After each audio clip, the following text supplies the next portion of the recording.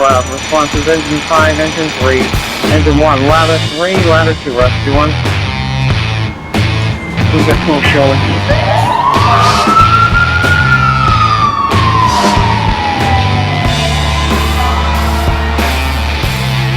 Division 1, you're on location, box 23, reporting smoke show on 727.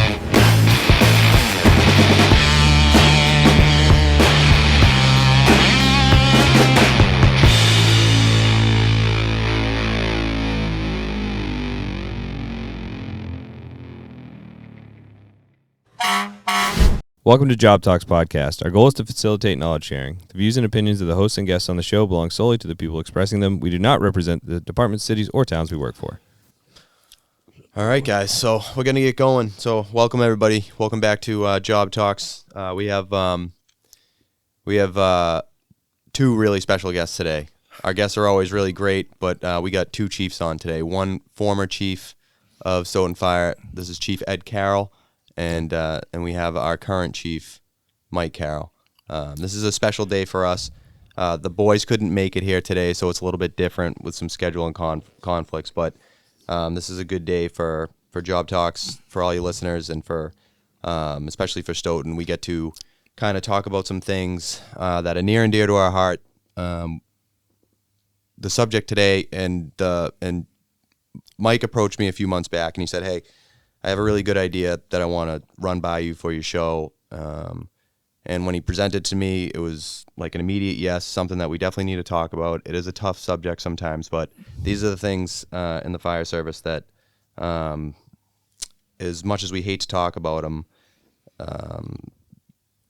they're some of the most key and impactful things that we learn from. So we're going to talk about line of duty deaths, and we're going to talk about impacts, immediate and long-term. So with that said, Chief Carroll, or Mike, I'm going to call you Mike, and I'm going to give Ed the honor of being chief today. So you. Mike, if you want to take a minute and just kind of introduce yourself. Sure. And kind of give the audience a pretty brief history about yourself. Sure. How you started and how you landed where you are. Sure. So, as you said, Mike Carroll, I've been on Stoughton for 28 years now, and that's what's interesting about this is the time. Time just flies. I know that we say that all the time, but it really does. And looking back, I never would have thought 28 years ago I'd even consider, especially after my father went through the chief's position. It's kind of a tough position to be in as a whole, but in Stoughton it kind of has, and we'll build into that as to why being the chief it takes on a different role. Even though I would say if we're going to make change, and I was very involved with the union as far as vice president for a lot of years. I think that we needed to get someone in place, or be that person in place, maybe, possibly, that if we're going to make change, we have to work together as a union, as the members, and the chief. And so, like I said, we'll get into that. 28 years on, when I first came on, I just got out of college. I graduated college at Northeastern at 92. And I, too, I thought that my goal was to initially, was to work in the feds, more in the criminal justice field. And back then, I'm trying to recall it, but I remember it was so competitive when I got out of school. As a matter of fact, I think when I took my first civil service exam, there were 30,000 throughout the state taking the exam. Wow. Yeah, it was. I remember waiting in line around the corner. Yeah, fast forward today, and now we got like 5,000. Yeah. Throughout the state. It's tough. It's tough to hire now. But I was taking. My father was driving me up. I was taking the police civil service exams. I was taking exams for. I think we went up to New Hampshire, and I took a test for just a local department. And so, that was my goal. But then when I got on the fire department, loved it. I knew a lot of the members on there, so it was like, it had already been kind of my second family, now my true second family, and living there. And so, being a young guy, back in 92, 94, I got on, so it was a lot of, it was actually kind of crazy. I didn't even realize how crazy it was because how many fires that were happening. We were in Brockton all the time because that was kind of in the middle. They had a huge layoff, years before that, but they were still, they hadn't replaced or recovered from that. So they were running short. Oh yeah, they were running. I mean, I got a huge amount of experience over in Brockton. Yeah, but I had I went back and looked. I had 9 real structure fires before I even went to the academy. Wow. And one including, the one on Rose Street, 13 Rose Street, where Victor tragically lost his life. But talk about not having any concept of being in it, like, they call it the fog of war. I was beyond. I was not even. I wouldn't even say it's fog. I was just in a whirlwind of not knowing what to do. Yeah, right. I just remember my father saying, "Listen, just when you start, go in there, make sure you know what's in every cabinet, know your streets, slam cabinet doors, slam cabinet." To the point where they asked me to come upstairs because I was slamming cabinets and They were sick of hammering. They were the cabinet door slam. Yeah, they're upstairs trying to watch a ball game. I'm slamming cabinets right below them. So, but it's important that you don't know, like, what do I do? Where do I start? Even growing up in the job, like we were just talking, my grandfather was on, and my father was on, same department, and still you want to make an impression, even though these guys knew me. You still want to make a good name for yourself. And then there's a little bit of a legacy aspect of, like, I don't want to let my grandfather passed away, but the whole name of or my father down. And then I felt like some of these guys were my uncles, so I don't want to let them down, right? So I remember my first fire, as a matter of fact, I grabbed 4-inch. It was I don't know what it's called now. It was Puffin's restaurant there. They're burning up the back all the way. I took the 4-inch. I ran probably a quarter mile down. I had so much adrenaline. Like, I didn't even know anything but to make a hydrant. Yeah, right. So I was just running with 4-inch, and we used to use the hydrant assist all the time. And the hydrant assist, as a matter of fact, a couple of guys came out there like, "Who helped you make that hydrant?" I was like, "No one. I just took." They're like, "All the way down there?" I'm like, "Yeah, I didn't know what else to do." Pure adrenaline. Yeah. That's awesome. So how many? So your hire date counted the day that you actually started work, and it didn't count after you went to the academy. No, so my hiring date was September 4th of 94. Okay, got it. Yep, got it. So that's when you So how many years did you work as a private before you got promoted? So I worked. I got on in 94. I was promoted in 2000 as a lieutenant. Okay. Yeah. All right. So and then so 19. No, I'm sorry. You said 2000. So 2000. So like 6 years. Oh, no. Okay. No. 6 years as a firefighter. But so you worked as a lieutenant then. Oh yeah. Was it for 19? Pretty much. 19 I mean, I did some acting positions and captain's position and stuff. And, yep. I was there for a couple of years in training. But it's interesting being Stoughton, the makeup of it, like.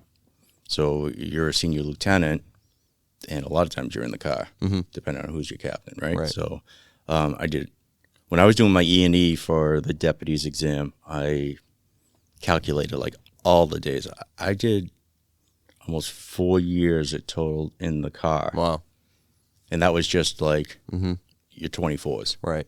So the amount of, and I felt pretty comfortable, I actually didn't want to take the lieutenant's position. When I passed, I actually had a great group of senior men that I feel, they literally told me, like Leo McGowan, Danny Riley, Brad Wilbur, like when you start talking about these guys, they're like, yeah, they had this shit together. But they said, listen, Leo McGowan grabbed me one day, and he was our senior guy, and he was just a rock. But he grabbed me, he goes, "You better take this position."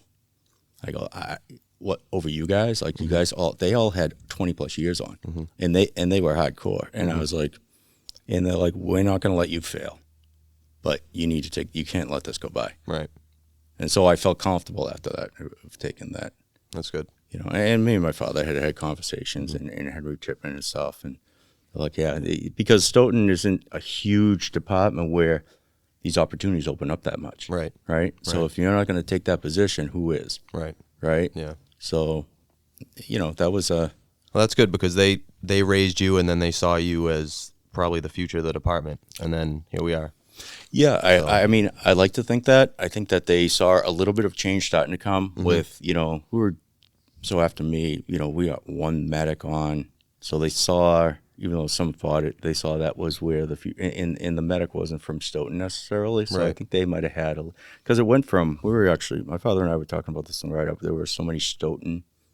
We were talking more about how families all got together, and he was asking, do they still do that? Right. I said, I feel like they're getting back to that, but we used to have all Stoughton guys, or like Leon was from Brockton, moved to Easton, but he was still there. So everybody was close, yeah. Everybody was close. Yeah. So if you had something, everybody was there. It's a different dynamic now where we're hiring paramedics and everybody can live, in different areas because of that. So it kind of cuts away a little bit at the closeness. I think guys still make a good concerted effort to get around, but sometimes logistically it's just tough. Well, You're just not in the neighborhood. I'll tell you, you guys do a much better job now than even I would say the past 10 to 15 years. I think that, we were at Larry's wedding there. I saw like good, solid core group of people, and they have it. And it's not that it's just that one place. Like I hear them going out and doing things, which to me is great. Yeah. No, morale's good. Morale's in a good place right now. Yeah, that's great.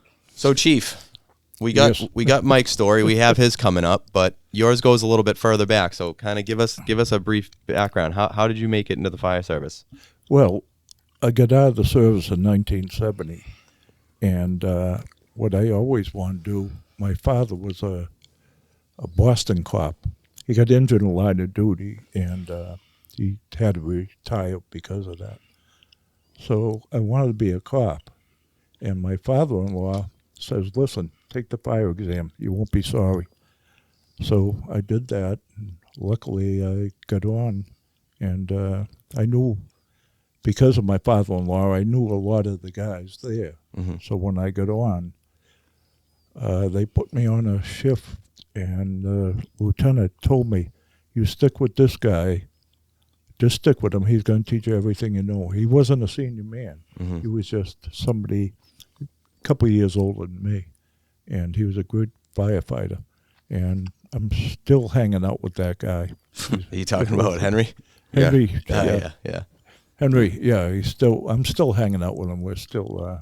a Chipman who knows everything? that's Runs the in the one family. who taught him the other one everything. And so I went on, and back then it was me and Henry who were on, and we were doing all the runs and everything, and I really got into the job and just loved it. Right. And everything was circled around that job. My wife was used to it because her father was on. So if I had to leave in the middle of the night to go to a fire or something like that, she understood it. And as I went on, and then Chipman passed the lieutenant's test. And I said, oh, we were serious when we were studying for that? So the next one I took serious, and I got on I was number one on the list. And then it just kept on going. And I was acting captain, and then I moved up to, they made me deputy chief, and then chief. What year did you take over as chief? Oh, it was 1999, was it? Okay. Yeah, I It was- think yeah, it's right after Bill Stipp. yeah, right after So Stip. right around that. Yeah. No, it was after that. It was like 2001, I think. And like Mike said, the whole thing was, we were one big family, and I'm so happy to see that coming back now. Yeah. I mean, if you mentioned that, I'm gonna, I don't know, put a new furnace in or something in the house, all the guys were there Right. to help you do whatever, the electrical, and the whole thing was really, really nice. I'm glad to see it coming back to that. Yeah. Oh, yeah. No, morale's good. We Yeah. have a lot of good guys, and So one thing I want to mention is that so today we're going to get kind of into pretty well into everything that happened with Victor Melendy and the circumstances surrounding the Rose Street rooming house. It's not a more appropriate place to have this conversation, with Stoughton guys here and with Cambridge guys who are usually here. Victor Melendy had a son, Chris Melendy, who actually got on the job after his father passed away, and he started working in Cambridge. Recently retired, but he always comes around, swings by every now and again. Really good guy, but I don't know what a way to bring it full circle between Stoughton and Cambridge. Anyhow, but Yeah. I just thought that was a good coincidence. But real quick, I want to read.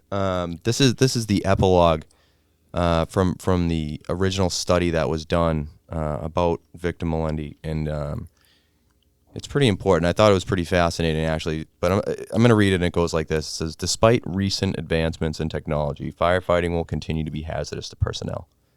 If the Stoughton Fire Department is successful in implementing positive policy changes as recommended, its personnel and those of all fire departments will still encounter common risks. However, we must not be satisfied with the status quo. The department's leadership should take strong position by recognizing the importance of these recommendations. The town of Stoughton should take a cooperative stance to ensure that appropriate changes are made in the memory of Victor Melendy to enhance the future safety of all personnel on the Stoughton Fire Department. So that's how we're going to start this off, talking about this whole thing. So what we really want to highlight in this throughout the conversation, what we want you to keep in mind is what we want to talk about is the effects of the department. Victor's passing was tragic. We're going to get into that, but we really want to talk about how this affected the department, what were the immediate changes, and what were the long-term changes. Now, I think one thing that we all know and we've all talked about is that oftentimes it takes a tragedy for change to happen. And so every time, and we were talking before, we're adaptive. We always adapt to this job. Every day, every shift, something new comes up. Consumer products change. We have to figure out how to deal with it. We're just in this evolving world, and we're an all hazards department now. We're not just a fire department, right? Yeah. So we're constantly changing and refiguring things. So, Ed, I think it'd be appropriate if you want to kind of lead us into kind of how the day started as far as the Rose Street rooming house.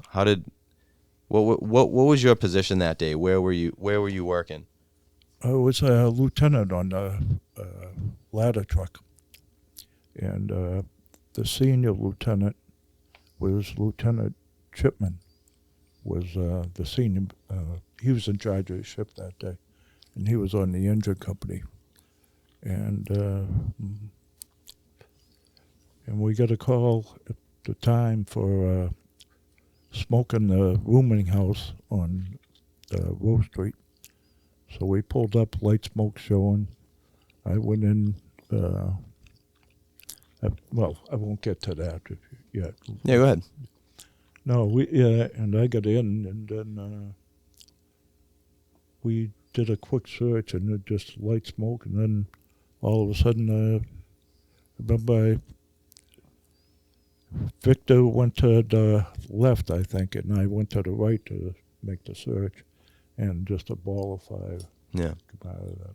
And so, according to the report, you were pushed down pretty heavy by the heat, but you were able to make an escape out of one of the Windows, one of the windows. Onto the fire escape outside. Right. And then the other guys were working the inside. Mm-hmm. And then, I don't know, you take it from there, Mike. Yeah. Well, so real quick, just the Rose Street Manor, the rooming house. It was a target hazard, and so it is a target hazard. Well, I should say it was, because it's not there anymore. But at that time, I think guys knew that it was a bad building, but we weren't exactly identifying target hazards in Stoughton. Right. Is that correct? No. So Yeah. so as an organization, guys were like, "That's a bad place," Everybody knew it. There was a lot of them around town, but you know, we're going back to a time when the organization didn't have as much in the way of pre-planning and identifying these target hazards. So just so everybody knows that about this building, I'll give you the lay of the land here. Is we've got a rooming house that was originally, it's a 2.5 story with 3 separate additions, and it was like this big long building that cut off to the right in an L shape, and the half story was being used as living space. So there was a previous fire in 1986. After that, the electrical, was semi updated. There was still knob and tubing present and active. As big a building as it wasn't required to be connected to a municipal system. It was local alarms only. And the only saving grace that was about a day late and a dollar short was that the town adopted the regulation to require the occupancy to have a fully automated sprinkler, but it was in a 5-year grace period. And in that, we were 4 years and a month through that grace period, and with 11 months to go with having to install the sprinkler system, this place actually caught fire, and it was due to some faulty electrical work or some old electrical work. And that's kind of how this whole thing got started. So that's just to give everybody kind of the backdrop of it, of what would happen there. So Mike, you were there. You were there that day. Yep. Were you actually on duty, or were you in town and responding? Yeah, so I lived actually right outside the center on Summer Ave. But I came in on the box, and I guess, I don't know, hindsight being 2020, just for geographical, markers in your head. This fire, or this building, was only maybe a quarter of a mile from Freeman Street. We only have one station, so Freeman Street. And then I lived at maybe a half a mile, 3/4 of a mile away from the station, right? So, and I was on in September. This is January, so I was still like gung ho, like I'm like going in. Every time my pager went off, I was in the car and going. And so so I got right in there. I got on the I think it was myself, Doug Campbell, Jimmy Campbell, maybe Larry Layden, but we all went like all right there, and we went on the next available. Well, the truck that was there was an engine, and we headed right over. So, a lot of it's a blur because, again, it's just you're young, you're just kind of like holding on to coattails. It's interesting. And I totally forgot this too, but you probably even say like, wait, we had an officer in the ladder. Like, you know what I mean? This is where we talk about change eventually, right? But, it was an absolute, trying to figure out the rotation. Oh, yeah. Was crazy. Right. Like, you would do one call on the engine, one call on the engine, jump seat, and then you'd be on the ambulance or ladder, and the next call, like, it would rotate through. It was kind of crazy. Right. And so, we had one firefighter on the desk, so they showed up with 8. Right. So even if the minimum manning was 9, they were only showing up with 8. Right. And then you're taking an officer in Henry Chipman on the engine, establishing command. So now you're taking, right. So you can see kind of like behind the 8 ball already. Yeah. I remember getting there, and I feel like, well, no, Henry was there, but so I feel like I don't think the chief was on scene yet, but this was after the flashover. It was, okay. Yeah. Right. And I was told to go up with Larry Layden and get Bertram and Kevin Hunt. Mm-hmm. They're still inside the building, right? So we get up there. I remember making the way to the second floor, followed the line up. And again, I didn't even been to the academy. I don't even know how to do a search. I don't know any of that. Right. Like these guys here showed me how to put on a Scott and mask up and get in there. Right. So we get up there. I still remember, like, there's still certain things I remember, like it wasn't a stairs to go up. It was like you get to the second floor, the top of the stairwell, but then there's a ramp going like out back. Okay. Right. So I remember that ramp, and I remember seeing Kevin Hunt right there. And I think Birdie was on the front, on the nozzle. So I'm like, hey, you guys got to go. They want you out front. So at this point, when they're asking you to retrieve everybody out of the building, one thing I want to point out here is, because one thing we want to do is we want to compare and contrast today. Yeah. So not everybody had a portable radio at this No, time. no, no. Right. Only one person Right. on. So only your officers had the portable. Which wasn't uncommon No. at the time for departments. So it's not like, we're so far behind the 8 ball. But Right. compared to some of the departments around, there were a lot of departments around that did have individual portables. Yeah, I'm. It's amazing. Like even being in this position, getting out and seeing other departments, and either how advanced they are, even with that stuff, or how not advanced they are. Right. Like you kind of say, all right, we don't have it too bad, or Right. wow, we could have it better. Right. Right, So, right. yeah, but only one person had the portable. The thing was the size of your laptop anyway, Yeah, so yeah, I think I you bet. needed Yeah, two to right, carry right. it. Yeah, seriously. But yeah, so there was communication as always, right? Was huge. Right. But so initially that was the thought, right? Like we had to get Birdie and Kevin, they needed you out front and get kind of quote unquote accountability for Right. where it was. So at this point, when they're asking you to go in, now, are you guys in general, are we doing like a pause, where... No.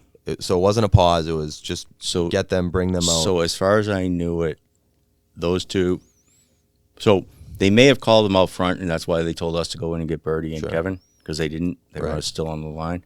So once we found them, I'm like, okay, so, Larry Layden's like, all right, we're just picking up the line. Now we're going to continue to fight the fire. And, I don't think I went out for a bottle change, but we did come back out, and they said, did you guys see Victor? And I'm like, no, you told us. Like, in my head, I was brand, like I was, Right. I wasn't saying anything. But Larry's like, no, you told us to get Kevin and Birdie. And I'm like, wait, Right. that's what they told us, right? So then, At that point, I couldn't imagine like crew integrity, things like that. Those aren't things that are running through a guy who's been on for 5 months. none of it. None of it. Yeah. I mean, and I didn't even have, as basic as they teach at the academy, I didn't even have that basic down, right? You wouldn't even have had the words. I didn't. Not I even mean, it wasn't even a thought. No, I Yeah, mean, really, right. that stuff was not even. Yeah. I mean, it wasn't even part of it. It's like, I had a moment thought the other day was that, I remember being so amped up at fires and like it's game day, like, and I was catching fires left and right. I mean, I really, knock on wood, it gave me, but that woke me up because it's not a game, right? Like we were talking how important it is to get like, we like employees that participated in sports, right? That's I do like that. It's not that my only thing, but it's like, okay, can you work as a team, Right. right? And so I saw fires as game day, right? Like you're able to like, and you do. You're a young kid. You're 24, 25 years old. You're like, oh, another fire. Like you were. It was like I was hitting the jackpot until then. It's like, oh shit, this is real. Right. Like this is real. So anyways, they told us go get Victor, go find Victor. Now you talk about like some sort of coordinated search. Right. I just held on to Larry Layden's like Yep. pant leg, Right. his bootleg or what his pants, and kind of went in. No systematic, but I do remember like I felt they had an extinguisher that must have fallen off the wall. So I was like, oh, is that? And then no, we didn't change balls because then we were running out of air, so we went back out. And then I think a couple guys from Avon was on scene then, and they went up and they actually found Victor in the room we were searching. Right. But one part I don't know whether you read it in the report. One interesting part about that was that they had cut this building up so much that the way it was described to me was that they built boxes, which were their apartments, inside bigger boxes. Yeah. Right. So the burning was going on up between the two ceilings, really. Right. So, and I think that's important. You talk about pre-planning, but also having, maybe access to your building inspectors, Right. permitting, and not that these guys probably didn't even permit, right? So they probably just built it out, try to get more apartments in. What can we Right. charge out for? But that was the key thing. So like like my dad said, when you went up there, it's light smoke. Yeah. I mean, how many times do we go to that stuff, right? Like Right. light smoke. Yeah. All right, let's Burnt toast gives you light smoke. Yep. Right. And it probably had, I mean, these guys were all experienced. They probably, well, it's a different smell, but at the same time, it's probably just, Yeah. let's find this and, Right. and, It'd just be a light socket or Yeah. something. it's, timing's everything too. Like a half, quarter mile down the street from the station, with the response time, if it was longer, might have been better situation, better circumstances or better results. And then, I don't think you can. We do a very good job of making sure that everybody is protected. You don't want to say, I don't think there was anything that anybody could have done differently. Because we talk about this, how could I have searched better? Like, it was a flashover. Right. Everything. I mean, Victor didn't have a chance, right? Yeah. He didn't have a chance. So, my father was like, probably has some guilt. This to survive his guilt with my father and Henry and all the guys that were there. But really, it would have been, okay, if you were with them, there would have been 2 line of duty deaths. Exactly. Yeah. In the report, we have, it talks about some of the guys that were up there with him, some of the other guys that were up there with him, and Victor had said, hey, why don't you guys go down and get a line? And those were the guys that essentially were spared in that. Some other things, right. Some other things that I want to point out too, and one of the big things on the show that we like to talk about, we like to talk about culture, and it's all culture, and everybody's culture that you build at your department is different. And we want to have a culture of safety, but knowing that there's inherent risks to the job, right? So doing things to dot our I's and cross our T's, and luckily today we have, top of the line gear and all this, like all the latest in advancements to help protect us. At the time, things were a little bit different in Stoughton. I've never worn one. They kind of stopped issuing them, I think, right when I got hired. But we had those the spare pass devices, which used to actually be your pass device. You didn't have an inline pass device that automatically turned on. And what the study found was that Victor's pass device was actually in the off position, which, in comparison to other studies, they had noted that it was not an uncommon finding, unfortunately, because when you're chasing smells and bells all day, and you're turning that thing on every time, and you're sitting still, and you're talking to the homeowner, or you're doing something, and everyone's pass device is going off. I can't speak to it, but I could imagine it kind of causes chaos on a scene that really isn't all that chaotic until you have this loud pass device. Yeah, and I would say to that is there's a reason why they put them in line. Yeah. Pass devices, right? Right. Because chances are you were probably not putting it on. Right. Because, Exactly. on an investigation with light smoke, I mean, maybe if a structure fire and that you're, you're going interior and, you might remember to. But these things, you talk about the portables, these were maybe just shy of the size of the portables, the old ones, right? Exactly. So, and they were. It wasn't like you had them, but you had them. That's it. I mean, you might as well use them to chalk the door. So really painting the picture is like, I mean, man, I can't imagine like how much more. Even when I put on an old pack that we have and a new pack that we have now, the gear's streamlined, everything, just edges around it, everything's in tighter and cleaner. The buckles work better. Everything's better. Everything's lighter. One other thing that I'll point out in the study was that there was a few. Victor was found with his mask off, so one of the things that was suspected was maybe that he had taken his mask off, made it to a window to signal for some help, or to or to let guys know that he needed that line. There was a woman or a witness who actually said that she saw a firefighter leaning out the window. So at some point, maybe it's, people assume that he went back in, and then that's when things flashed over. So whether or not he was wearing his mask in the event of a flashover, it probably wouldn't have saved his life anyhow. No. But it does speak to the old days when you hear guys say, you know, like the old generation of like smoke eaters and guys like that who would go in without masks, and it was almost like a sense of pride to come out with your face dirty and soot everywhere. And you didn't turn your mask on. No. And you didn't turn your mask on. John, actually, it's a funny story about Victor. So we had the Shamet Mill fire, right? And it was like, I remember that was like October-ish of 94, right?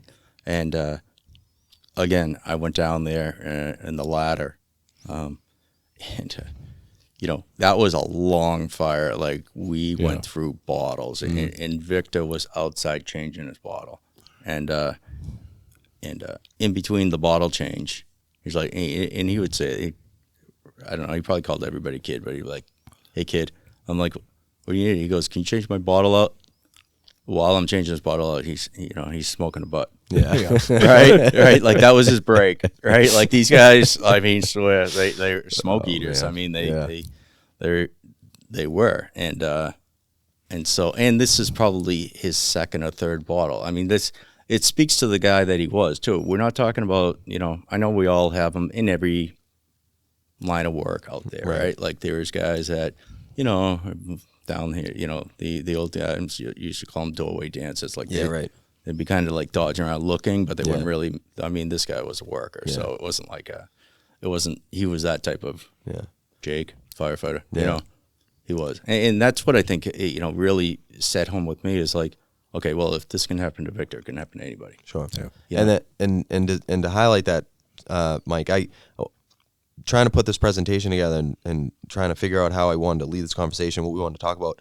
I talked to I reached out to the guys that were working that day, or who had worked with Victor, at least some of them, and a lot of guys said like, I didn't realize it until he was gone, but I didn't realize how much they learned from Victor. So it sounds like he was one of those guys, true senior guy, you know, into the job, walk the walk, talk the talk. And knew what he was doing, and it, you know, and I hate to even like say these words, right? But it's like one of those things that's always, when you read in these reports, it's like rapid. Well, how do they put it, Mike? Right? It's always rapid changes in the environment. And it's like so that you go in light smoke, not even knowing that there's fire plugging away, ceiling gives way. And then the fire just pushes down. Yeah, and I think that's what unpredictable. I really believe. I don't really put a lot of stock into the woman that said she saw him out the window. I feel like so Topless says he probably broke right, because that's the room he was found in. So he probably broke right. You went left down further down the hall, right? And I'm thinking it was just the matter of timing of that thing burned through, got enough oxygen, and just lit up, let go. Like it was just burning it was probably burning for hours, right? So and it was just contained up there. It really wasn't getting out anywhere. So I think no matter no mask, I don't believe the person out there that said she saw. Like I've ran into that so many times. You got to be really careful about that, because there's a lot of people that want to be so much part of what's going on there. Yeah, they'll say, "Oh, I saw somebody up there. Oh, there's somebody upstairs." You know, that's how, you know, some of the fires we've been to, you know, like, oh, there's somebody upstairs. I haven't met it where there is actually somebody. I mean, you know, when somebody truly knows, oh, I think that guy's still in the apartment. I think that guy's still in that room. Right. Okay, well, where? You know, and then come to find out it's not. And I think that's what you see a lot of people. Right. And that was our most recent line of duty death for Worcester, right? Yeah. I'm sorry, I'm terrible with names. Was it Menard? I think it was Menard. Yeah, Menard. I am too. Right. So I'm terrible with names and things like that. I got to be better. But yeah, so I mean, that was a report of a baby on the third floor, and then he took his team and they pressed in. And he got his team out, and then that was the ultimate sacrifice that he made, unfortunately. And I think I don't know if the report says it, but if I remember correctly, they thought somebody was still up there. Yeah, you know. Yeah, there were still people in there. There was somebody up on the second floor, I think. Yeah, so I think so third floor, right? Because it was was it the half story level? Yeah, it was like a. Yeah, because it was it's so hard to remember, but it was one floor up, and then there was another half floor up. Right. Yeah, you know? Yeah. So that was because Victor took his guys up to the 3rd floor for a search, and that was what. Yep. Yeah, when he showed up in, I believe it was engine. So I think the Engine 4. initial crew was you, Victor, probably Bertie and Kevin came in after, but Yep. you, Victor, and maybe one other? I don't Or was it remember just who- you two on the line? You It know, was it's funny. just us, because he went one way, I went the other. Yeah, so it was and- just the two of you. and my helmet fell off. Right, yeah. I mean, you should tell, I mean, it's really, you start to, and after all that, you're like, okay, what sort of intervention Right. happened that, I remember my father telling me, he's like, yeah, he goes, I swear to God, your grandfather, who had passed away, years before that, but had knocked my helmet off, because his helmet knocked off and rolled down that hallway. Sure. And when he turned around, it was just a ball of fire rolling down that highway. So he just dove. Right. He didn't even know there was a fire escape there. He just dove out. Right. Thank God. But, it's a kind of a, you kind of like, what happened, Yeah, some kind of divine intervention. Yeah, right? so yeah. Listen, Somebody was watching. Somebody, so he could hang around and give me more shit. I used to get, yeah, exactly right. That's my job. Yeah, I know. Oh man, I never put any stock in any of that stuff when I was a kid, and then you get a little bit older and some things happen in your life, Yeah. and you have some unanswerable things, and you're like, all right, well, so I'm with that stuff. Yeah.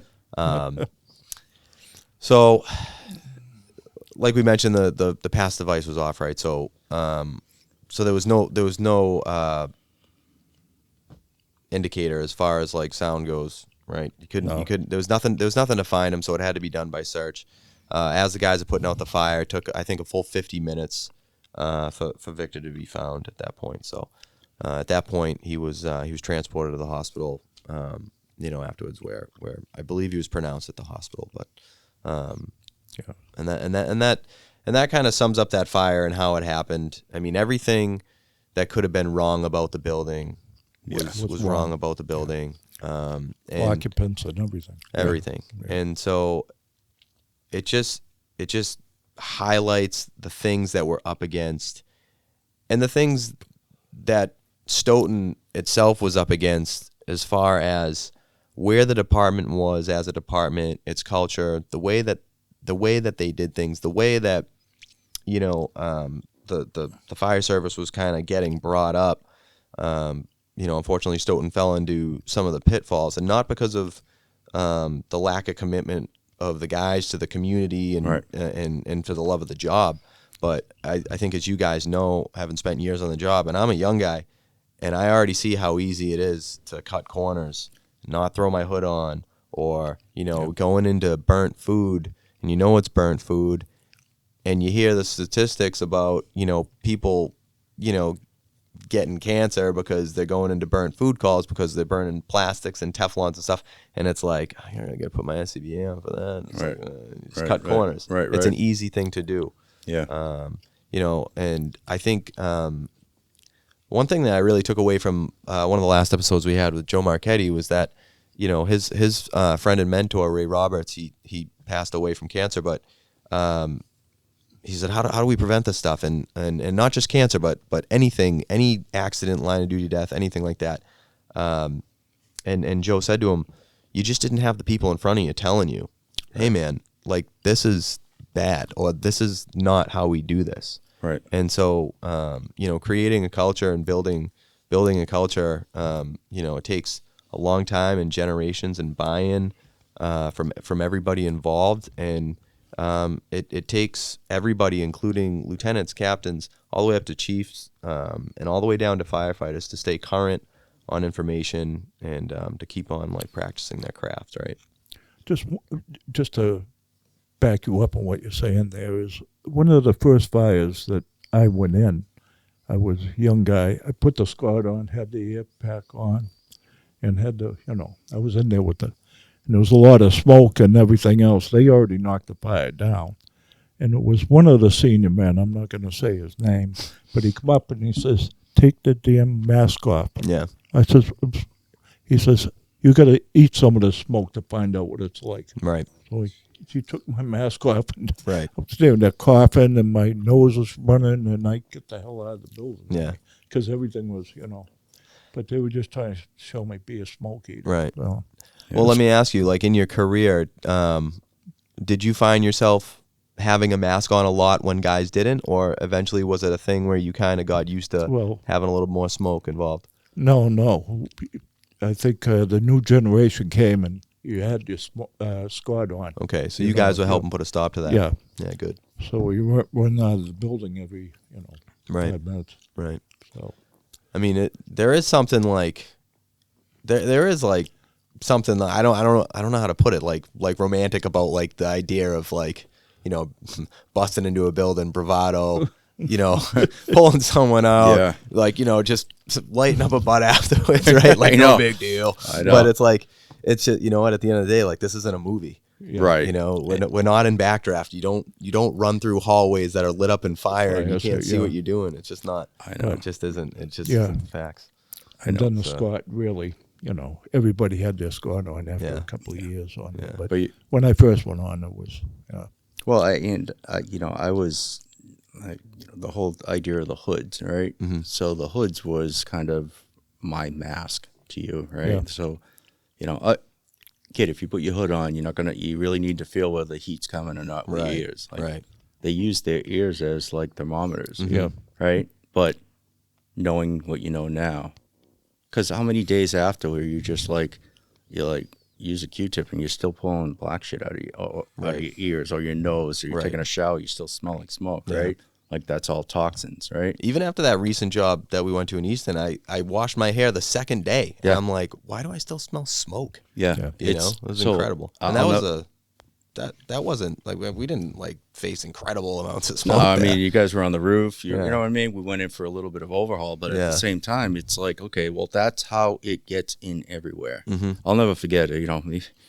There was a whole time that I was like trying to do, my sister-in-law was teaching yoga, and it's hot yoga, right? So my brother and I were taking it, and it's an amazing exercise and whatever. So aside from being shown up by 68-year-old women, and I'm getting down. Okay, so how do I rest? I can just lay down on the mat while you guys are all doing that. But I'll never forget, it was like a day after a fire, a full 24. I wiped my face and it was black. Yeah. Right. I was literally sweating all the toxins out. Mm-hmm. And I'm like, wow, that stuff just, if I didn't do this, just sits inside you. Sits inside you. It's brutal. It is. And I don't know whether, so, the hood was a whole thing, right? And sometimes I actually just put it on the outside my jacket, so I remember now, because in Easton, same thing. I was, and that's the stuff you're picking up on the outside, right? Right, exactly. Yeah. No, it's amazing. It's like, it's just a clear-cut roadmap of where we were, where we are and where we're going, and right, all the changes along. It's amazing. So the morning of, what was it? It was January 28th, 95. Yep. So it was early morning. After everything had cleared, now we're getting to the point, right, where it's like, it's immediately post. We have a line of duty death. The ME was called. Everybody was notified. State marshal's notified. Everything's being investigated. I don't want to spend a ton of time on this, but I think it's important to highlight, because not everybody, and when we spoke, fortunately, there are a lot of departments that didn't have to go through a day like this. And in my history, I haven't had to go through a day like this with an active death on a fire scene. And I'm grateful for that. But Chief, can you kind of give us can you kind of paint us a picture of what that day and kind of the following days were like in the department? How did you guys, how did you guys pull together? Oftentimes, when these tragic events take place, the community, everybody pulls together, everybody leans on each other. But how did you guys pick up the pieces? Well, everybody got closer together, and then probably the worst thing of the whole thing was me and the other lieutenant had to go to Victor's house and tell his wife what happened there. But when we come back to the guys, they were all around us, and they, everybody, we vented to each other, and just like a big family that did it. Then, of course, everybody said, "What the hell could I have done better, or what could I have done different?" But there was time to heal. For, you can cry on my shoulder and I'll cry on yours. Right. It was the big family thing that brought us Right. together there. Right. So,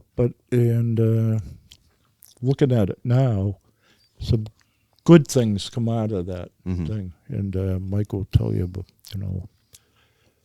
as far as the minimum manning and everything that went on. But as a family, we all got together and we cried on each other's shoulders. And when we went home, I know that I was out for about a week anyhow. And, but it was an awful tough time, but we got through it somehow. Yeah.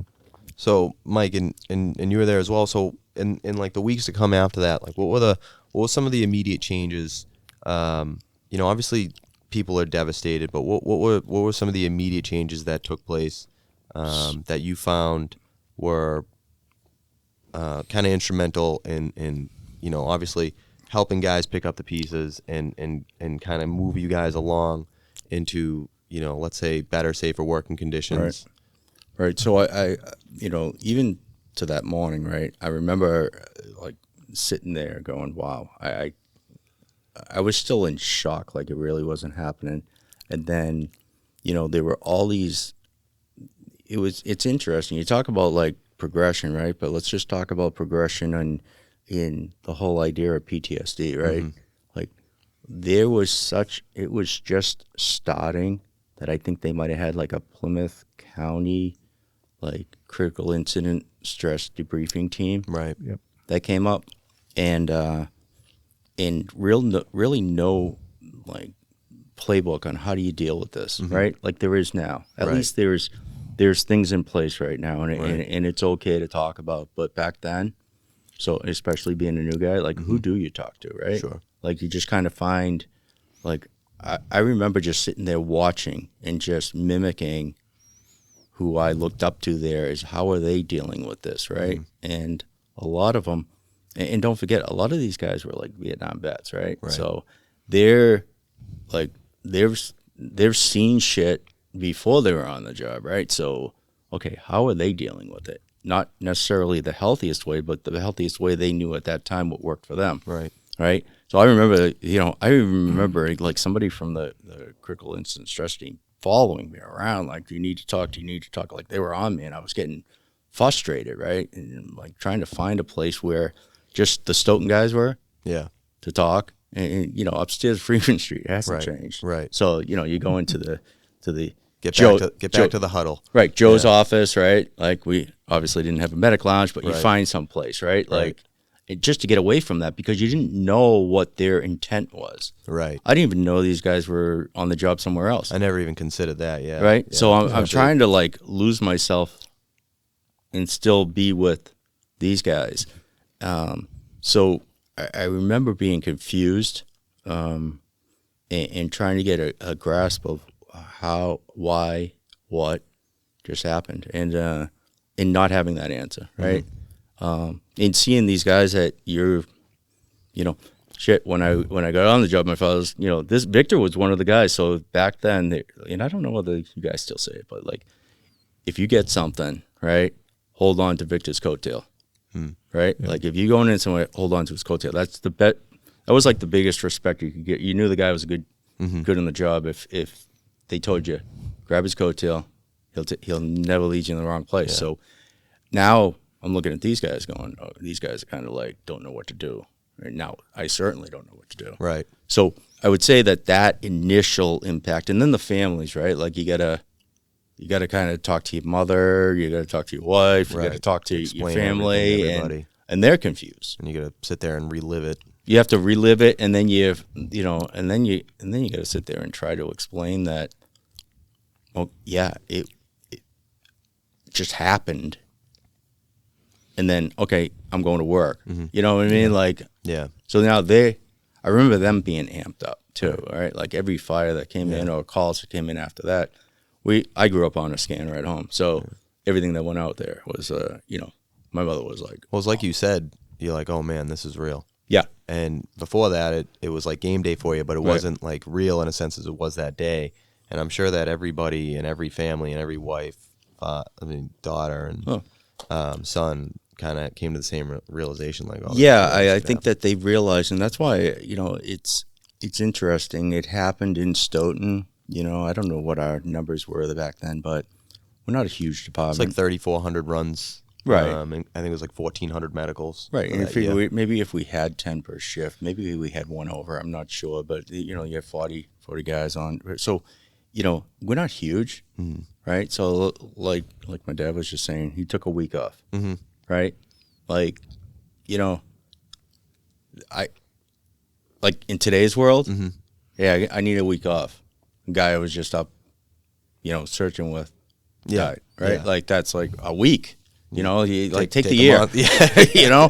and it's like, and so that was, but that was like we didn't have those resources. And then I remember, the PFFM and Boston Fire coming in to help, and guys from Brockton, and all these people started showing up, and the community did come together. I mean, it was it was a whole thing, right?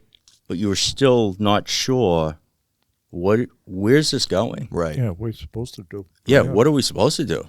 Right. And we still, I mean, we had companies in covering and stuff, but, and then and then they tried to do what they thought was best. I remember having meetings up at the great hall in town hall, right? Like just for the firefighters, and then firefighters with their families, right? And they'd bring people in.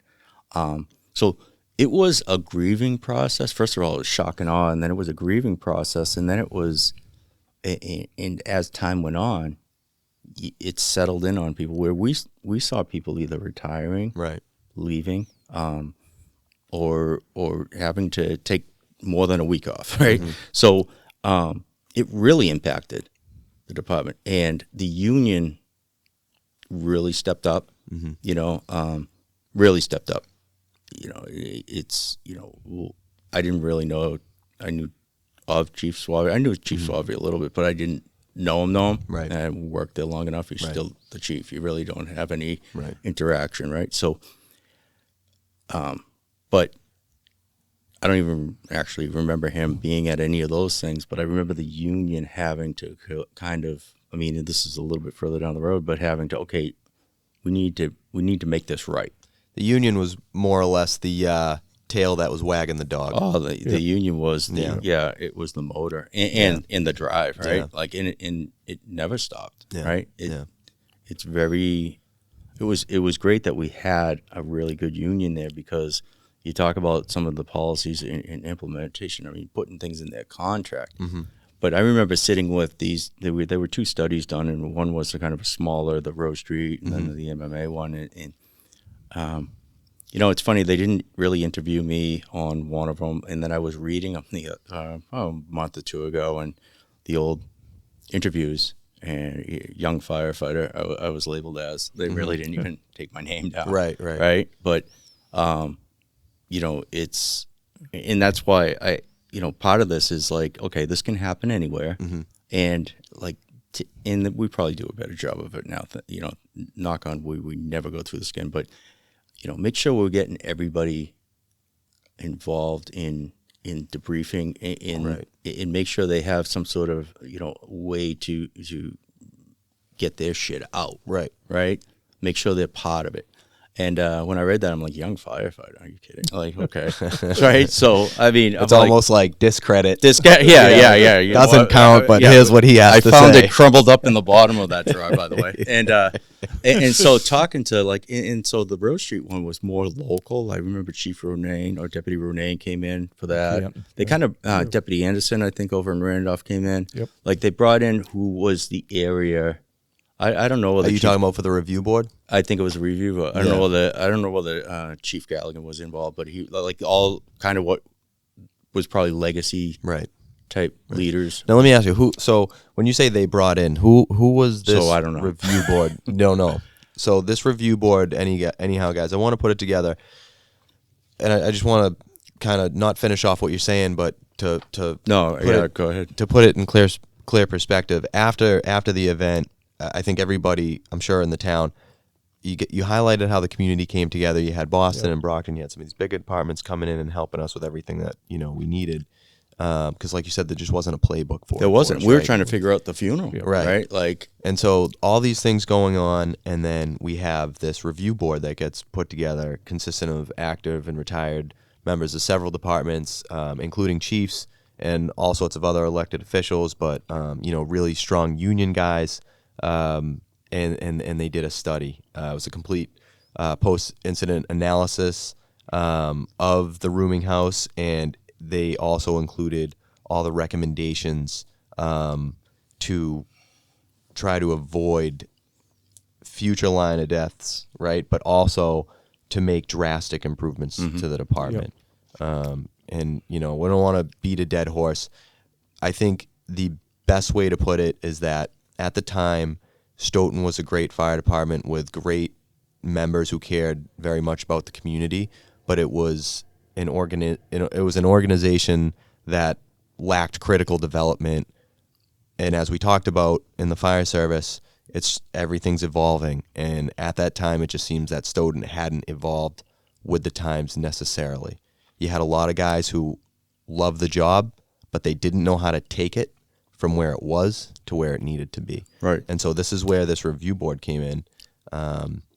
And so this review board, one of the big things that they that they put out was that everybody needed to be able to communicate on a fire ground. And so that was the only thing that the town made an emergency appropriation for was radios at the time. So everybody got radios. What was that like, having to listen to other guys on the radio? Some people would talk and talk and talk, and then the other ones you'd never read. Hey, Yeah. you okay? Yeah. But Yeah. I think it was that's a big improvement. That was. That's good. Yeah. I think now we have a problem of people not shutting up on the radio, right? Yeah. Oh, well, we had that. So, Yeah. I don't think we particularly have that program. It's just something that people like to harp on about in training. Like, Oh, sure. stay off the radio, right? But yeah. So another huge recommendation that the board wanted to put in. They knew that we didn't have the manning we needed in town. Right. At the time, NFPA had said a sufficient amount of firefighters to show up to a 1.5 or 2.5 story building. Like the minimum was 12. The minimum, not that wasn't the ideal number. The ideal number is probably still up somewhere around 20 or something, right? But to get the fire going, knowing that you have resources coming, the ideal minimum was 12, and we weren't even close to that. Mike, matter of fact, we dropped one guy off to take care of the radios, get the box out. We left one guy in the desk. So you guys came with 7 or with 8? I think we came with 8. You came with 8. Came with 8, yeah. Minimum manning was 9. Right. And we had to drop one off, so we still. So I think that what they did, I think civilian dispatches started really spurred from eventually from that. So we got that firefighter off the desk and on the truck. That was another recommendation of this that I remember. So obviously, training at the time, and one of the biggest things that I knew about as I started my career was that training back then was it was completely acceptable to do on the job training. Mike, that's how you got hired, on the job training. Yep. And luckily you had some, you obviously you're in the fire family. I'm sure you kind of had a bit of a head start with a little bit of knowledge, but a lot of guys coming in wouldn't have that, and you had some pretty good senior leadership to follow, we which did. Yeah.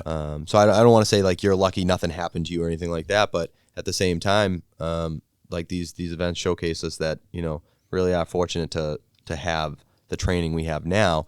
And one of the major recommendations coming out of the study was that that guys no longer can come on and do on the job training and then go to a fire ground. They had to have a minimum of the your firefighter 101. Yeah. Right. Yep.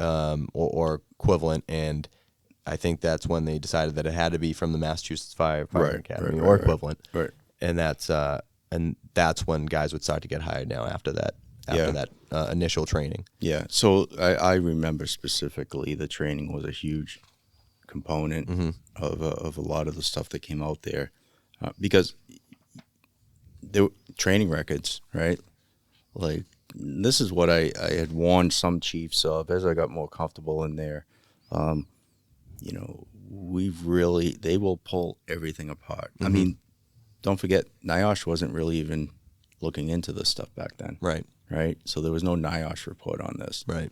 But there were still plenty coming in, and they were tearing everything apart. Right. Right? And we didn't have training records, I don't think, or if they were very, right? We didn't have it. Yeah, we didn't have any training records. So, and it was on the job training, right? And again, you don't know what you're doing. Right. Right? There's not even that. Not only that, there's no training records, but back then there was no training safety officer. No. Training and safety officer, right? No. Which, and then so for those whose department might be set up a little bit different, our training and safety officer at the time is also at the accountability board, right? Collecting tags and making sure that he knows where everybody is and being involved with that. So fast forward to the way we do things now, we have a position completely dedicated to all that, including records. So Yeah, so I think that's important to understand. And listen, I feel for the departments that are still out there, because ever since I took this position here, you get out more, right? You get out to other area departments and talk to chiefs, and and I think just like back then, every department or organization does the best they can. Like, I don't question anybody's, motivation, or I like to think that everybody in the fire service, for the most part, really cares about what they're doing and who they're serving and where they work, right? But, some don't have the means. Right. Some, don't have the support of the community they work in. right. And I think that's where a lot of this fails. I think internally, behind the doors, I think everybody really does. I like to think that it doesn't matter what department you're on, you really care. Of course. Right? But when you start looking at, like, even the guys back then, sometimes you don't know what you don't know or what you don't have. Right? So training records, like, we haven't needed them for, I think Stoughton Fire, originated in 18 something, right? So, like, we haven't needed them for almost over 100 years now. Why do we need them now? Right. So I think that, and I think the other departments are like that now too. Like, I see them out there, and like, they're doing the best they can with what they got. Right. But in today's world is much better. It's much more, you can go online and say, oh, this is the new NFPA standard, or this is what new techniques, strategies, tactics are going on out there, right? We didn't have that back then, right? Yeah. So I think that the training was huge, and to think I could never put a guy inside a building that didn't have at least the basic training. Right. And then even when they have the basic training, right, you're gonna hopefully put them up with somebody that has been on the job for a little bit. Right. And they didn't have that back then. No. It just kind of blows your mind now when you think back, right? Yeah. Oh, yeah. I mean, they don't even send, at least you go in the military, you go into boot camp, right? Right. Like, So. Bit of the wild, wild west back then. Kinda, But you had to get in there, eat a little smoke, and get dirty. I mean, that was the way you learned. Yeah. Well, it's not only the way you learned, but if you remember correctly, or if you think back, it's kind of how you proved yourself too, right? Yeah. Oh, yeah. And you had to prove yourself. Yeah. Right. Yeah. When you watch the, like, if you watch Backdraft, right? Yeah. There's like it's like literally the proving grounds. Right. Like, you're doing it all wrong. Right. It's kind of. Yeah. Get in there, take some smoke. Yeah. Yeah. It was always be aggressive. Right. Yep. Be aggressive, and you wanted to show that aggressiveness. I still say that, but there's a whole way. I think my approach is we will be aggressive, but we will be intellectual as we're aggressive. Yeah. Right. We know too much now to to just go in and be reckless. Yeah, absolutely. And we have to, as a command staff out of fire, we still have to think like that too. Right. Right. Well, that's a good thing with this report. We come a long way from this report. Oh yeah. Yeah. Yeah. Miles and miles and miles, Miles. leaps and bounds. Well, it's funny. I as you're reading, I'm like, oh yeah, that's right. We didn't have radios. Oh yeah, that's Yeah. right. You know. Right. Stuff that you take for granted. You do. I couldn't imagine not having a radio on. Right. You know what I mean? It's Yeah. like, well, why don't I get one? Right. So one of the other recommendations that came out of this was that there'd be like, more or less an emergency appropriation for SCBAs with the inline pass devices. So those actually they existed at the time. They just obviously weren't. We had equipment that worked just fine, right? Right. In a sense, and we just hadn't updated it yet. I don't know if that was in plans to happen or not. No. But it was also something that unfortunately, it took a long time to get afterwards, and I believe that Local 1512 had to more or less put up a big fight for those. Yeah. Right. For the funding and for everything. Yeah. I remember. So even restructuring the department, right, on span of controlling and Right. getting. I mean, like he said, he had 2 officers. One is in the engine, one's in the ladder. Mm-hmm. Right. Yeah. C5 came about of that, right? A shift commander in a car. Right. So we didn't have captains on the department at the time. We had 2 lieutenants. We had Lieutenant 1 and Lieutenant 2. Is that correct? Yep, that's correct. Okay. Yep. Senior man. Senior man. Okay. And so after this incident, Mike, as you're pointing out, the review board said we need to establish the rank of captain. Yeah. You had to have a. It wasn't just a senior lieutenant. Mm-hmm. You had to be more of a captain. I mean, the positions were there throughout the country. It's just Right. I mean, when you think about it, we had a chief, a deputy, and 6 captains or 8 captains, lieutenants. Sorry. Lieutenants, yeah. And then firefighters, right? So you're like, okay, well, when we get to the fire ground, let's say the engine was out, right? So now you have 1 lieutenant on the truck, and nobody really as a quarterback calling the plays, or being too involved if you're light on manning and Sure. trying to stretch lines or make a hydrant, and all of a sudden you run out of hands quick with 8. So and you don't have radios. you don't have radios to communicate, Yeah. and so it's, that all had to be fixed, Right. and Yeah. It really paints the picture as pretty chaotic. yeah, Oh, yeah. So with that scenario in mind, that whole thing, no radios, no captains, not as much of a command presence, until like the chief or deputy chief would get there to run the scene.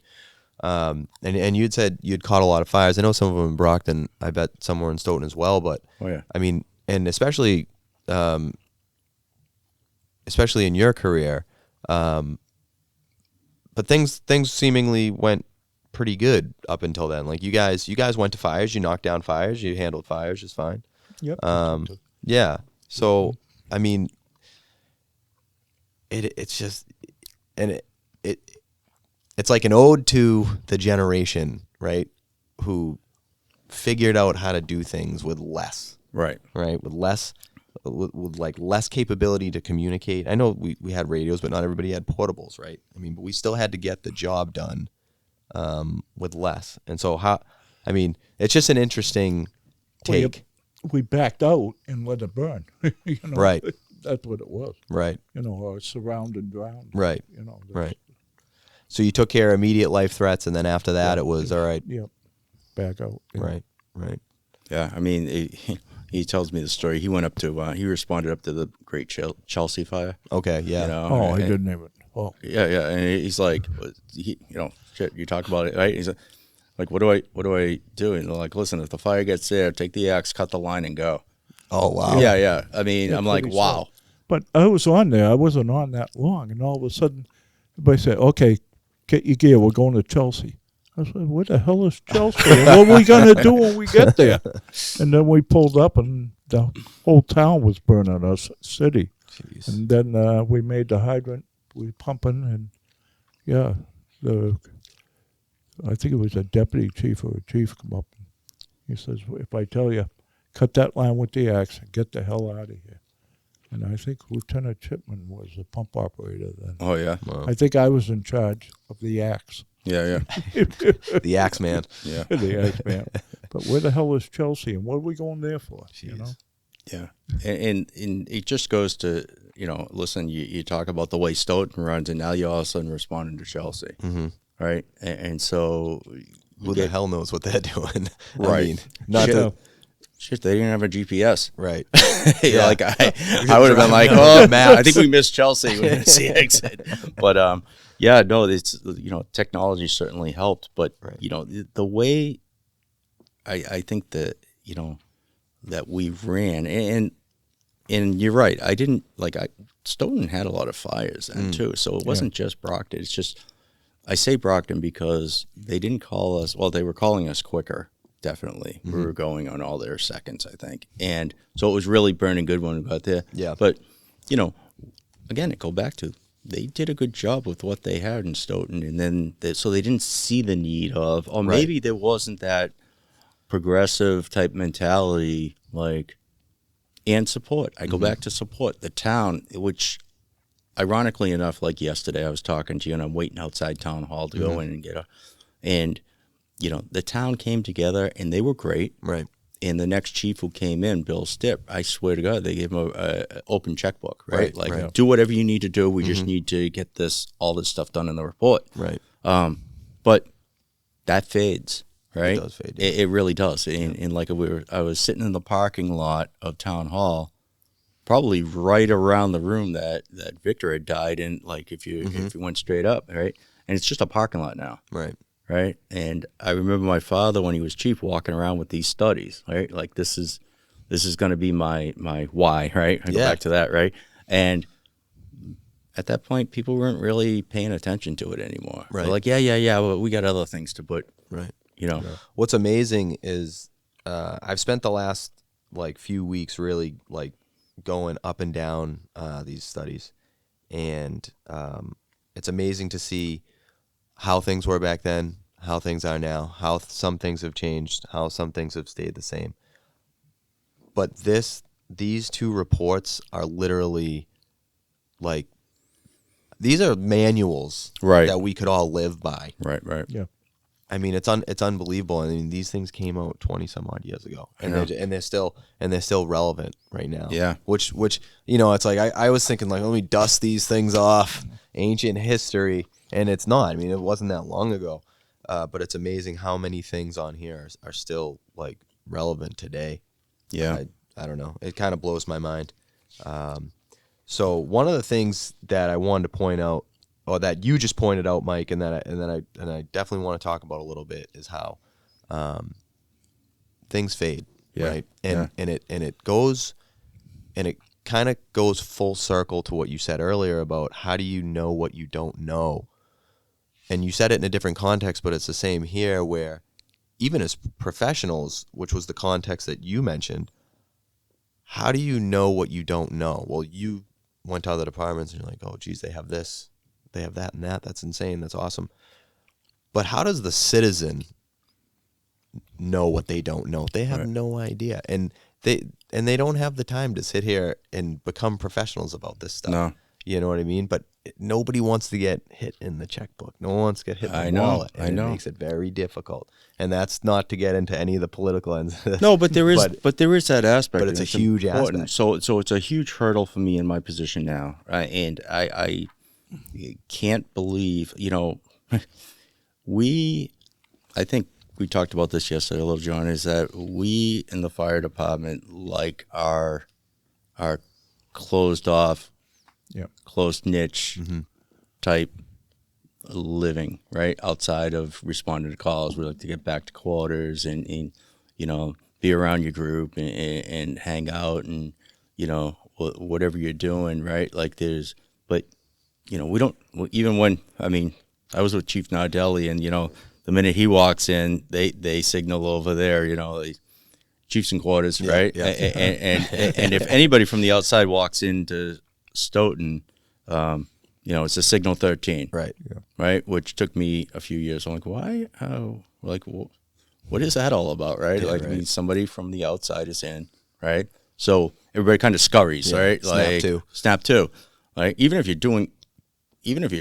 whatever you're doing, like, even if you're taking a class, like, somebody's in the house, right? Dust yourself off a little bit. Right, look better. right. But, like, and I don't think that, so when I go over to town hall, or if I go over and I'm trying to explain, I'm trying, like, this new fiscal year, upcoming, I put in to add 3 positions, right?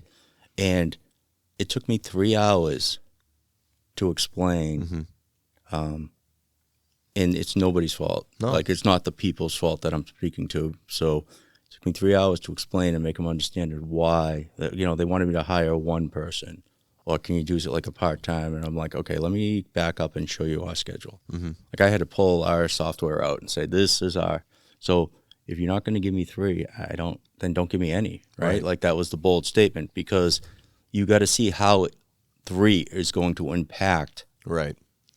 the every day, right? I can't hire one person part-time and look for busy hours. We don't make widgets, right? Like, No, we don't, yeah. it's not a factory, right? Like, incidents come in at all different times.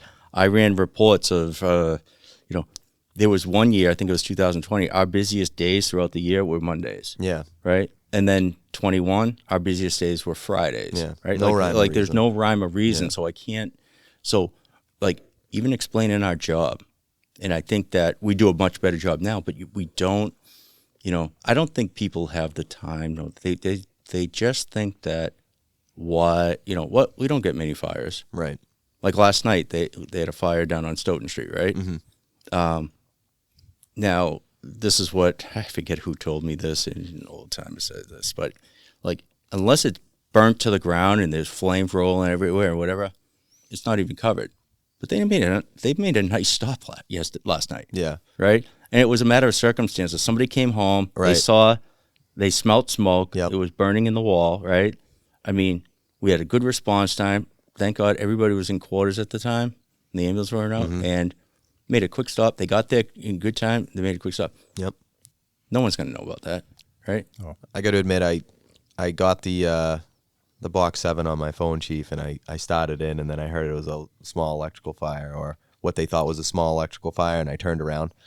Well, don't feel bad. I stopped at station 2 on the way there when I heard that. But then I heard, so for everybody else listening in, this is a family affair, because Lieutenant Tim Carroll was actually the lieutenant who made entry into the house last night and ripped apart the wall and stopped the fire in a pretty fast manner. I was listening on the scanner after that, and then once I heard more or less that they snuffed it out, I turned it off and continued on with the book that I was into. But yeah, continue on. I just had to interrupt you. No, but that's that's the thing that doesn't get spoken about. Right. It's not on the news, so town hall doesn't know Doesn't know that you had a fire yesterday. that we had a fire yesterday. Right. And Nice how many stop. times do these happen, right? Like, Yeah. we've had quite a few, but unless it's a raging fire and people are displaced in Yeah. some sort of, like, nobody knows about it, but it says something about our department, right? Right. I'm very proud of our department. I'm very proud of all the members on that department. I think that we do a good job. Can we do better? Yeah, we can always do better. And that's, and we can do better on apparatus placement. We can do better on, communications. We can do better, like everybody, right? Yep. Like, I'm not ever going to be, mediocrity is not ever going to be a word that I want to go with our department. Like, we're going to always be striving to get better, be better, and where are we going as a fire service? But those are the things that you try to talk about over a town hall, Right. and it's just, well, I didn't see it on the news. Well, how bad is it? Yeah.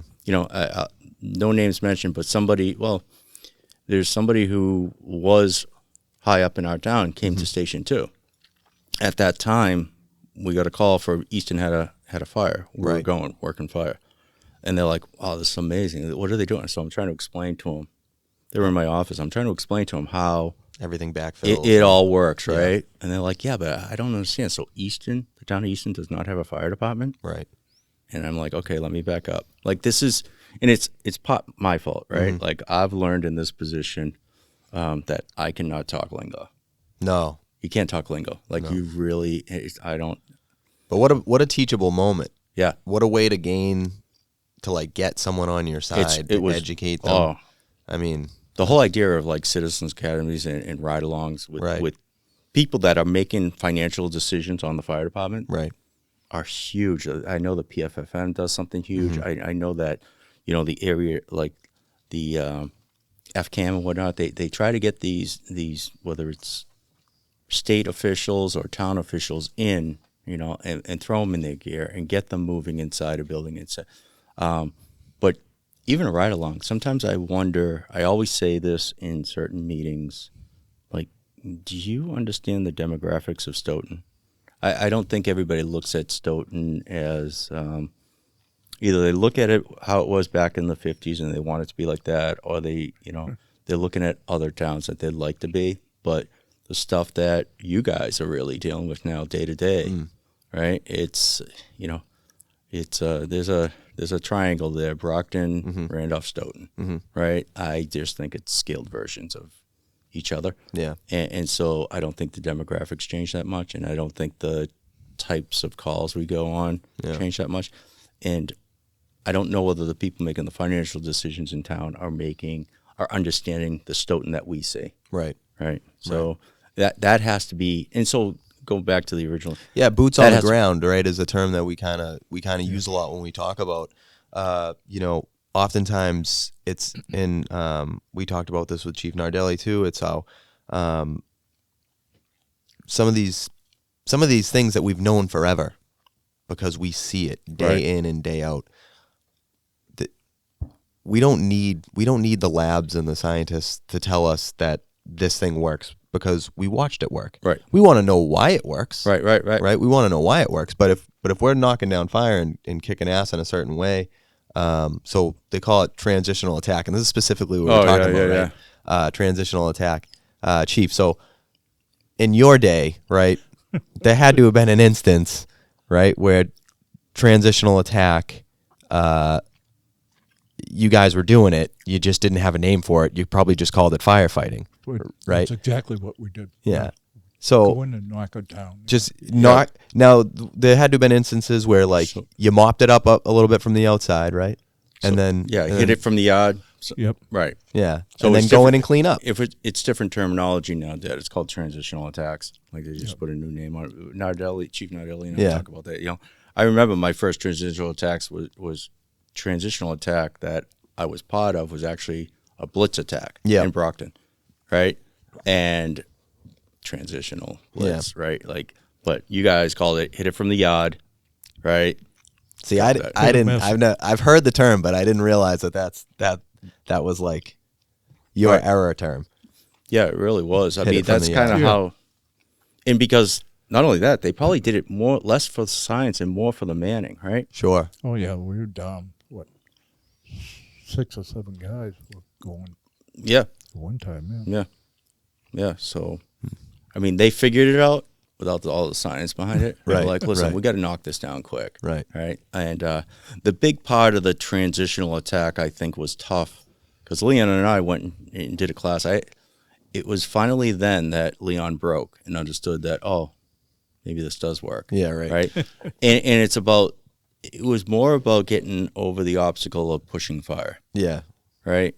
Like, are we pushing fire? We're spreading it. Are we, are we making things worse for people inside? Right. And you don't put, obviously, you coordinate this, right? And that's the other thing. Talk about communications and not having portables. Yeah. Imagine if you don't have a portable. Yeah. How do you communicate communicate that at all? Yeah. How do you communicate that? And but it was happening. Mm-hmm. It just, was there science behind it? Probably not. It worked one time, right? So we're going to do it again. Right. Again, the roadmap, I mean, it's so easy to see when it's just laid out in front of you here about, resources available in this time and where we are now, the resources now and how things work, the differences. I mean, it's pretty incredible. I don't remember where you were going before we sidetracked here. I was just talking about like me trying to now in the position I'm in, trying to communicate this so that we can have the resources and stuff. Right. It's really hard. Right. It's really hard because you know, you go back to backdraft, and I'll bring it up to my wife gets pissed at me because she'll watch the new TV, like, I don't even know what they call it, Chicago Fire and all this stuff. I'm like, you know, I'll be sitting there watching, and she gets pissed at me. I'm like, that's bullshit. You can't see. Like, you know, that's bullshit. You can't see inside of, like, flames while walking around, and they're just sitting there talking. Like, she's like, it's a show. I'm like, okay, but just frustrating. Like, I feel like you could have better consultants on set to tell you, like, no, this isn't going to work. I think realistic isn't necessarily good. no, it's not good for film and TV. I think Nick could put it on that, right? Oh, yeah, Nick knows how to produce some good TVs and good shows. Yeah, it really doesn't matter who the person is. I've dealt with vets; they're always upset with the war movies and everything else. Sure. Yeah. And apparently with firemen too, it's Well, just never correct. You know. Listen, we appreciate it. It does get that out there. Yeah. But it's also, you know. Yeah, it's like bad TV medicine. You know what I mean? Yeah. When you see people doing Doctors, everything. Yeah, it's like, okay, this isn't how it really works. Yeah. And whatever, I know what it is, but I guess because I think all of us, we feel like we need to defend the fire service. Right? We need to defend our reason for being there and doing what we do and getting those resources, right? Right. So I always feel like we're up against it. Right. So when I see things like that, I'm like, oh, is the person on the FinCom watching this right now and saying, well, they look like, you know, shit, one of the shows is more like romance is going on inside the firehouse than, you know, and I'm just like, first of all, nobody looks like that at the station. You know, so, I mean, But I think at one time we wanted a closed society in there because we didn't want anybody from the outside coming in. Right. This was our group. This was our home. These were our families. Right. You know. Yeah. So we didn't Members want, only. Yeah. Members that's what it only. was. Yeah, it was like a fraternity, right? Right. It was a fraternity, and you know, less people outside, The you know, the better we are. Yeah. And but I think that for us to breach that, build that bridge to the people who are actually making the fiscal decisions, we have to bring them in, and we have to get our words out there, and community outreach. And they need to understand. So, you know, we talk fire a lot, but the truth is that, you know, there's a lot of medicals, there's a lot of motor vehicles, there's a lot of, you know, entrapments, tech rescue type stuff, machines that, you know, that's when you're really up close and personal with somebody. Those kind of affect you too. And I don't think that, I mean, we still, and I love it. I mean, my goal is to try to keep the tradition and be progressive at the same time. Right? A traditional culture of fighters, fire service, but also be really out there with the progression and the technology and whatever's new and coming. I'm looking at, and I want, if it's going to make your job easier on the street, how can we get there? Right. But if it's gonna help us win the town, right? If it's gonna gain us support, and so that they can see that we need these things to service them. It's we had a really good example of our community backing us while we back them. Again, it was in the Marchetti episode where we talked about, you know, the guy who kind of put together Detect Together. He was a really unique guy in a sense where he saw a need in the community for you know, for firefighters, seeing as how we're up against, you know, like a almost 10% increase in the likelihood of getting cancer. And so he put a team together and backed us.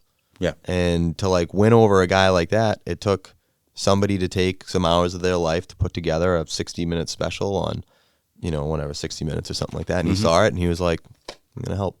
You know what I mean? And so these things like this community outreach, putting the message out there, educating people, all that stuff, it's huge. Yeah. I think that so to that point, I think there are a lot of great people out there. There's no question, yeah. I mean, at town meeting the other night, I had somebody come up to me really concerned about a building in town, and they were more concerned about us and our safety, you know, and, you know, asked me to, and I'm like, yeah, we are on it, and we have our fire prevention now, and we're dealing with this, and trying to stop some of the craziness. You talk about building, it's still going on. Oh yeah. It's still going on. No permits or just, I mean, it's a death trap, right? So, but to have a citizen from a town meeting member come up and point it out, and I mean, they deeply care. Yeah. I don't doubt people in general care about, they care about us, right? And want to make sure that we, I think there's certainly some others that are like, oh, that's an easy gig, and you get there, you get a pension, you get your insurance. Well, I think that's far and few between. I do too. I think you have the people that care. You have those people on the other side that are far and few between, and then you have the people that don't really pay any mind to it. They're kind of indifferent, right? Where they're like, oh yeah, we have a fire department. How do you like them? Oh, they're great. Yep. That's it. No, absolutely. Yeah. And especially the project we're working on getting a new station and trying to like build out our infrastructure. You have a lot of people that really, you learn that they don't understand the department, how we run. Right. You can say response times. You even they even have these consultants come in and tell about response times. And my first meeting, I'm like, okay, yeah, that's all great, the response time, but what's your running route? Right. And like, what do you mean? I'm like, our running route. So if you put us there, we are cutting through 2 schools and a playground. Yeah, we don't go that way. Like that is going to be, you don't want us responding. I don't want to be responding through that, right? Right. So they're like, oh, we never even thought of that. Yeah. And so, and then you have people from the outside that feel like they want to tell you where it needs to be or what we own in town property that should be way out. I mean, if we own town property right next to Central Street, they'd put it there. What people fail to realize, and I think what you're saying here is that the intimate knowledge of the town, and I forget how many miles of roads there are in Stoughton. Is it something like 90 miles? Yeah, it's quite a bit. Yeah. It's like 90 miles of roads, and we've traversed every single one of them. We have a very intimate knowledge of the way the town's laid out and how to get places. Right. I'm no Donnie Chipman or Justin Goldberg when it comes to the map, but we have our running routes in there, and they're listed and very simple for us to follow along with, and but yeah, I mean the intimate knowledge that you have, I don't think that the average citizen or even someone on the board for that matter understands that. No, I don't think they do, and it's my job now to explain it, and it's the futures to explain it and be able to bring them, make them aware of it, because it's not just, it's an intimate knowledge, and it's an intimate knowledge of what's going on. So a perfect example is the other day, well, it's early Thursday. Well, what's that mean? I go, that means you're going to have a ton of kids crossing the street in front of McDonald's, right? We've been doing it since I was in school, right?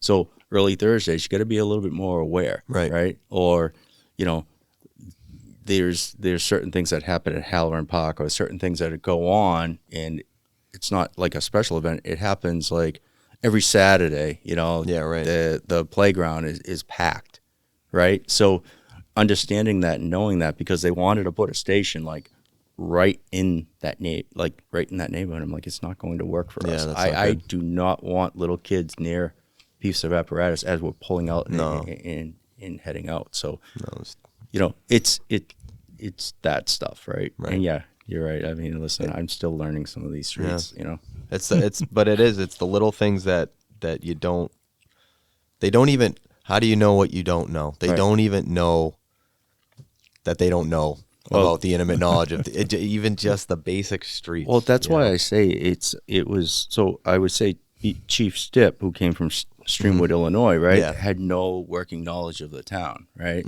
I mean, he was lucky enough, he had an open checkbook, right? Like that Andy had a playbook. Right. So take that. So when that came out, and the MMA report came out a little bit after that, so you're going to be the chief. Here's your playbook, and whatever you need on that, we're going to write you a check for. Right. That's a great way to go into a position. I don't care. I mean, and he didn't have much experience. He wasn't from this area. I think the intimate knowledge of how we run, whatever, might have affected him a little. Right. But by the time you got there, you had to make cuts. So he came in after. So, Chief. So Roach was a chief for like 2 weeks, and then he had a cardiac event, and deputy ended up being acting chief and became chief. But then I remember day one, you were like, trying to get the project, and they want me to cut 5% right away. Yeah, like, right. you know, so we had 2 deputies back then after Right. STIP, and they had him cut one because it wasn't yet filled. Because he went up into he went from deputy to chief. And Dave had to- Jordan was the other deputy, had to cut his own position. so he had to cut the position behind him Yep. because Yeah. it wasn't filled at that time. Right, In the right. town, like, I don't care what you have to do, you got to cut. Right. Right. So the easy one is the spot that's not filled. Mm-hmm. So that's how quick, like, It money turned mattered. around. Right. They forgot about that. Yeah. The report. Yeah, they did. So, an interesting on this report, it says this report should be revisited at the end of the first 6-month period and annually thereafter. And so I read this report 5 years ago. I'm reading it today. I feel like it's a report that I should probably read, every year for the rest of my life, along with the rest of the department. And honestly, I don't think we could get, people of the town and the town meeting members to read it every month, but it's interesting. So from that report, this report sparked the MMA report. The MMA report was, heavily vouched for or wanted from the department, the local union, local 1512, right? They pushed for it, and they had an 89% participation rate from the body for everybody. That included interviews and anything else that they were asked of for the study. So, out of this study came a few like real fascinating things. But one of the things was it reinforced every single thing that came out with the original study that was put together by all the local chiefs, union representation members from, I believe, PFFM,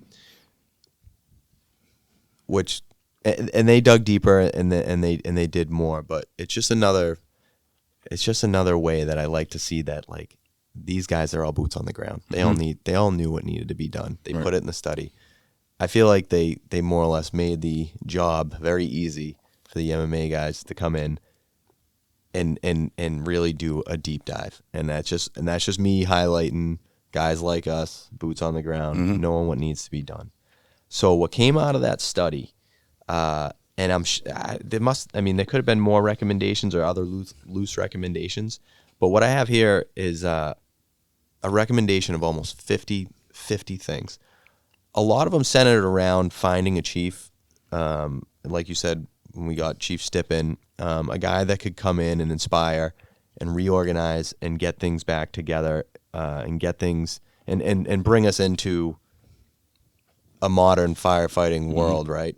And so some of the things that I wanted that I highlighted, because a lot of them to really talk about, they're really like they're really like nitty-gritty departmental things, policies, things like that, things that I felt like we didn't really need to get into. But I highlighted a few things, 10 or 11 things. The first one that I highlighted, it was to establish a series of departmental committees, right? So we have a ton of union committees, and we have a bunch of, and we have a few department committees. What were some of the things that you saw like kind of got put together after that, like as far as like committees went? Like what was? So I don't.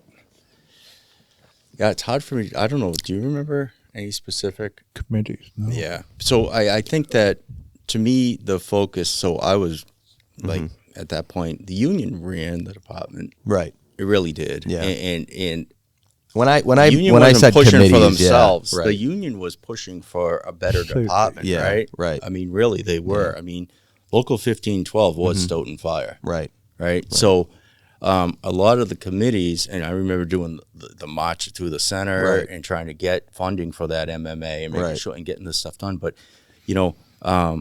I know what did come out is that we were making like that training captain and then getting the training and what is the right training.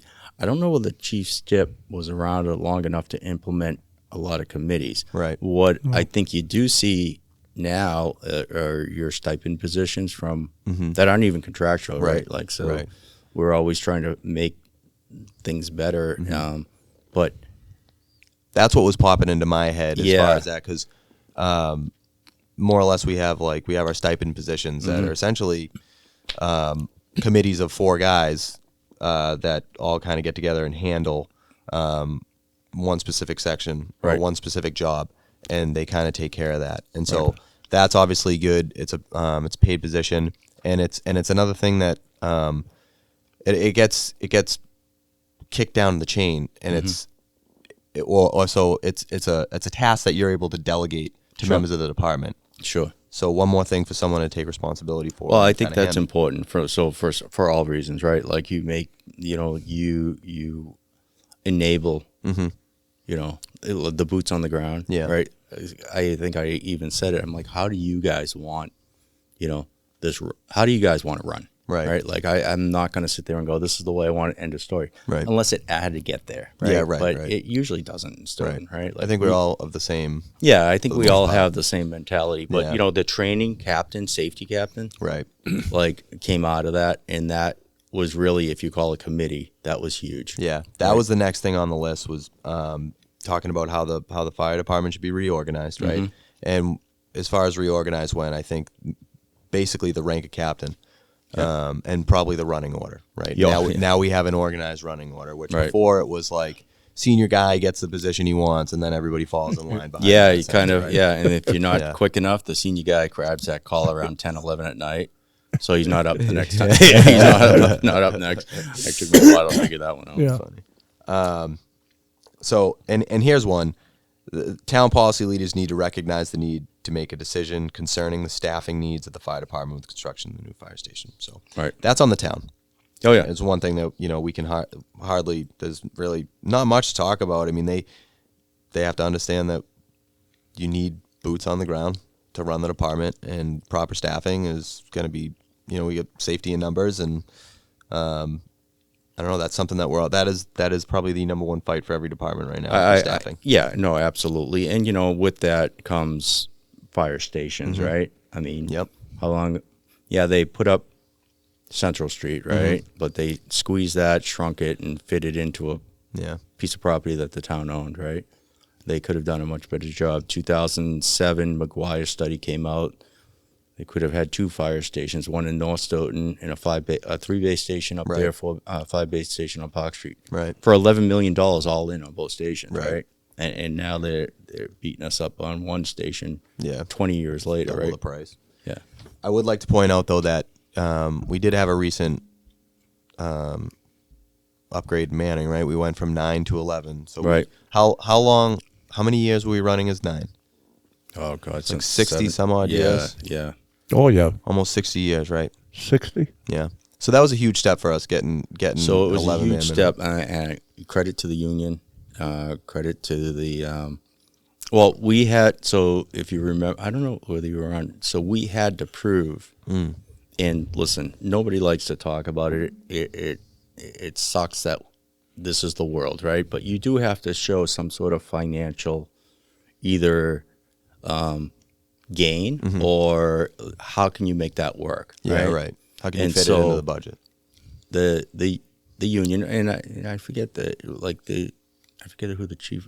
Chief Larissy was there, but we did a special study on our EMPHAS report, right, on mutual aid ambulances, and we showed how many mutual aid ambulances. I think one year we had 760. Well, coming into town to make up that, because when we were at 9, we really only could run one ambulance. Right. So what is that second ambulance going to do for us? Right. So when you take that, what's it going to cost us to hire get to 11-man minimum, and then what are you going to bring in? And that's how we did it. Like we show like this ambulance here will capture like all this money, revenue, ambulance receipts and stuff like that. Oh, okay, yes. You know what I mean? Next thing you know, it's in the contract. So whatever, by hook or by crook, let's get the 11-man minimum. You know, so huge for us. We got that now. Yeah, huge difference from 95. I mean, just having that 2-man minimum and then being staff sometimes upwards of 13 members. You know, with a dedicated ladder. Good. I mean, it's really an unbelievable difference, and it definitely aids in the quality of the fire service that the community receives, and it helps with the safety. Oh, for us. listen, if there wasn't a need for it, we've been hard to prove, right? Right. There's an absolute need, and No that's question. why I went for the 3 more, because I showed what a third ambulance on reserve could do. Right. And they're like, oh, and I showed them the numbers just on an average ambulance receipt, and Right. and so, oh, okay, but whatever, by hook or by crook, I wanted 15. Yeah, right. You know, Like we're on our way. or no way. Next one here that I highlighted was so under the direction of the EMS supervisor, establish an EMS quality assurance program. So I don't know what the EMS supervisor was back then. Was it a lieutenant, or was it just the highest EMT ranked? Or They had so when I first got in, they were it was like an EMS, what do they call it? coordinator, supervisor? Yeah, EMS okay. coordinator, right? Yeah. So they had a couple guys. You know, there wasn't no real rhyme or reason to Right. it. But as we went into the ALS, providing ALS, Yeah. we realized we have to get more in Right. tune with that. I think Right. Paul Luisi was our first lieutenant of EMS. And in that What about position, Lieutenant O'Donnell? No? he wasn't. No, this was like an assigned day staff position. Okay. And you actually were the first one to make him. I don't know whether you recall that. but Louisi? Sometimes I got to remind him, right? But and you owe me $20. Remind him of that. Anyways, and then that was a position on day staff, right? Yeah. And that had been in for a long time as a lieutenant. And then I saw a need, especially where Tim was EMS lieutenant for so long. Like that has to be more of a deputy Right. type position, Yeah. right? So deputy brackets now EMS, and not only EMS, but you know he took over that role. I just feel like that position. I mean, it's 60-something% of our call volume, right? Yeah. So you have 60%. You have one person up there as a lieutenant, junior lieutenant, typically, Right. to handle that, right? That needs to be a deputy. There should probably be somebody else in EMS, but having those 4 EMS coordinators on your group, right, preceptors, like it started to build out from there. Right. Yeah. Right. Yeah. Major difference. We go from having coordinators, and now we have a deputy chief for quality assurance. And again, just goes to highlight the service that we're providing for the town. Yeah. It's pretty unbelievable.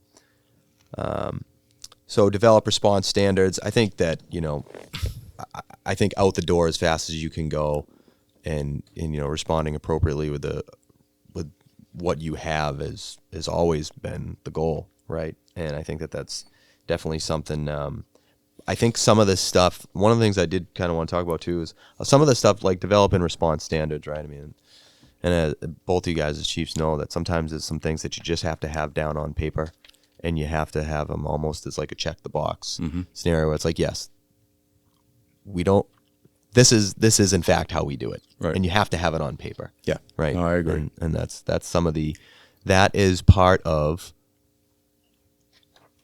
the advancement, right, of your fire department, where in 95, like you said, what do we need safety training records for? We've been doing this for 100 years without them. Right.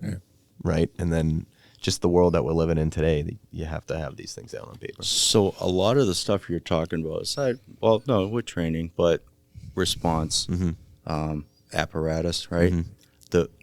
One of the biggest things, I don't even know whether we brought it up yet, it was accountability. Oh, yeah. Fireground accountability, Right. right? So if you could imagine in 95, you didn't know what truck you were going on, Right. call to call. Or you had at least knew the next call, but you're not sure right? And now we had, okay, there's your crew for the day, for your 24. And then from that, okay, now you got to start having some sort of accountability system. The tag system is what we came up with. As a matter of fact, probably dating myself. I don't know whether I've even said that before, but that was like, we had departments from other towns coming in and go, what is this tag system you're using? Yeah, right. Right? Like area towns. Like, what do you do? So we got Velcro tags. We Right. put them up. Now it's the standard. Right.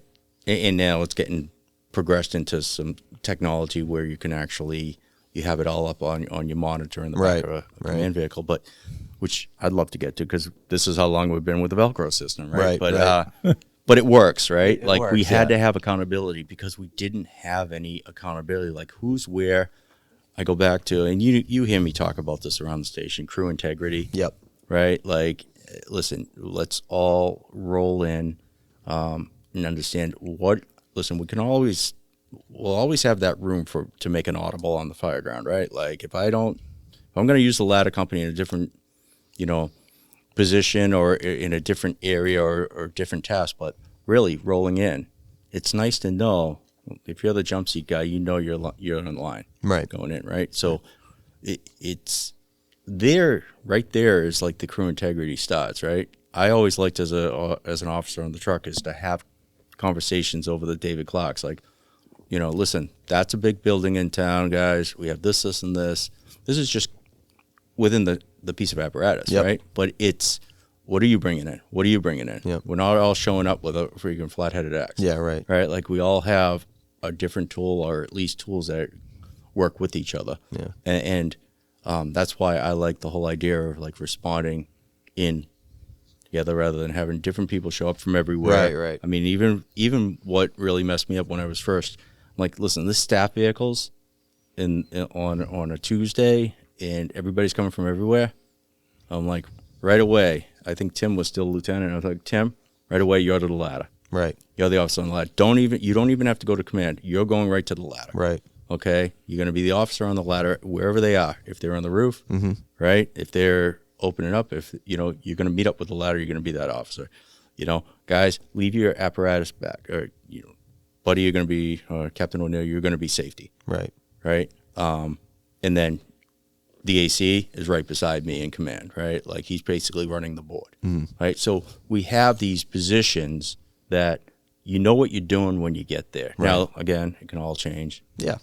But to me, accountability is really what rose from that. Yeah. And That was one of the huge ones, and I don't know, I don't want to say that I skipped over it. It was just the conversation kind of took us away from it. Oh, and they always do. But yeah, right? no, that was it. And but no, accountability was one of the huge things, was implementing a better accountability system. Or a accountability system. Yeah, or a accountable system. But and with that comes, like what we talked about before, was communication and how just how far we've come with that. And then so ensure that the incident command system is fully utilized. I think everything that we've talked about, up to this point, as far as communications, accountability, and everything, and then just people understanding the system, right? Yeah. It's just Yeah. you know what I mean. I mean, we've gone from it, then what the study found essentially was that we weren't utilizing the system Right. at all. Was- And Right. so now we're on the other side of this, and we've now we're on the other side of this, and we fully understand how to use the system, and guys. Yeah, are I think actively that trained in it. right, and I think that's always going to be, because you have to have that system fit your department, right? So, as big as you can build it out, the ICS system, right? First, you have to make it custom to your department, and one thing I've tried to do is when I come in, I don't, I get a quick briefing, or I'm always trying to listen on the radio. A lot of times I don't even call in that I'm responding. Like, dispatch has already called me. I'm not going to take up airtime. Yeah. Right? Like, communications on the fire ground, you don't need another person saying, I'm on responding. Right. And to have somebody, like, respond back to that. Like, there's critical. There's enough going on. Yeah, there's critical airtime that needs to be used on the fire ground. So I'll roll in. I'll do a quick brief with the incident commander there. But then what I've been trying to do is put them right into as operations. Right. And I think that's where we need to go is now. And I still feel like, because we use the IC system on everything, right? I think my goal is to, go through operations on that, right? Because we're always like interior command, but now we have operations in place, and it's just a learning curve. It's going to be very simple, but but we have to we have to use that structure. It's there for a reason. It works. We're very good at it on everything. It's just, I'm not going to put another piece in there called operations. And we've been doing it for about a year and a half, 2 years now. I mean, when they got bigger, we usually did, but I want to get it early, just like medicals. Like, Right. Lieutenant, you tell the lieutenant what you want, the lieutenant responds back, like even a simple medical, Right. MBA, whatever. But if we get used to using it on every call, Yeah. it's just going to be when we need it. Right. Yeah. And that's the whole idea with training. Yeah. So I have a few more of these on here, and I got to say, we could talk about each one of these like in depth and it's an easy thing to do. And as I sit here and look at them, what I realize is that they're all things that since I've been hired, I kind of take for granted because they're just the way that we do things. So I just want to take a quick minute. I want to just point these out. These are things that we do on the department and that wasn't even probably I'll read them anyhow. So evaluate health and safety standards, right? That's all I've heard about since I've been on the department. That's something that I don't even have to wonder if, if that's part of our daily life. But years ago it wasn't. So this got put in here as well for one of the recommendations, budget phased in procurement process for new, always active inline SCBA pass devices. That's nothing that I've ever had to worry about. Purchase individual SCBA face masks for all personnel. The fact that people used to share masks, right? I mean, it's just, again, something that I just take for granted coming on the department. It's like, oh, this is what we get. We get all this new, nice, shiny stuff, right? Develop a target pre-planning program. The first week that I was on the department, I drove around with Captain Rush with the other guys, and we went to all the target hazards, and we looked at everything and explained everything to us in town. And now, obviously, that's something that I take for granted. It's like, yeah, this is a part of how a fire department works, right? Mm-hmm. Let's see what else we got. Review, revise, and expand existing general orders and operational guidelines. I've been getting SOPs and SOGs. I'm sorry. Nope, not even just from you, Chief. Since I got in, we've been signing off on them. Yep. We've been reviewing them, things like that. Coming out of academy, it's like we learn that we're in a paramilitary organization, and these are the things that we expect to come down the pipe, and we see them all the time. It's like it's the manual of how you do your job, right? It's one of those things. Again, we just kind of take for granted coming into the job. Let's see. This is establish and evaluate program to determine the immediate training needs of its members. That's like a fluid thing for us. That's something that we're doing all the time. Training every instance that we have. We've got a ton of buildings in town we've been able to get lately to go work on. Buddy's doing a great job with that. Yeah. And Captain O'Neill is really, I mean, listen, I don't think I'm exposing where I say like training is it's vital to me. And when Captain O'Neill came in as training, we have conversations a lot. You even know, like I try to get even down to training. I just love training. I love teaching, if I'm teaching, but I like being part of it. I like seeing the training aspect of it. I think there was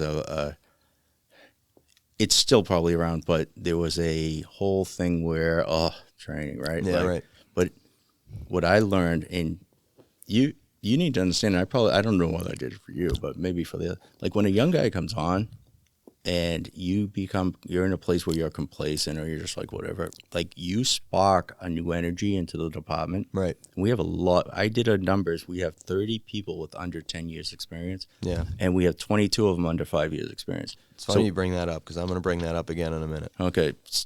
But what's important, there's a couple trainings that I did on shift, right? And you got the couple of the guys that have been on 20 years plus rolling their eyes. I think I see a dark cloud and the sky's going to rain, right? Should we go out? But then when you get out there, you have these young, energetic, wanting to learn, right? And it energizes you to say, like, they're like, do we have to break right now? I'm like, no, if you don't want to, like, let's stay, right? So I'm like, let's go. Like you feed the fire, right? Like you keep like.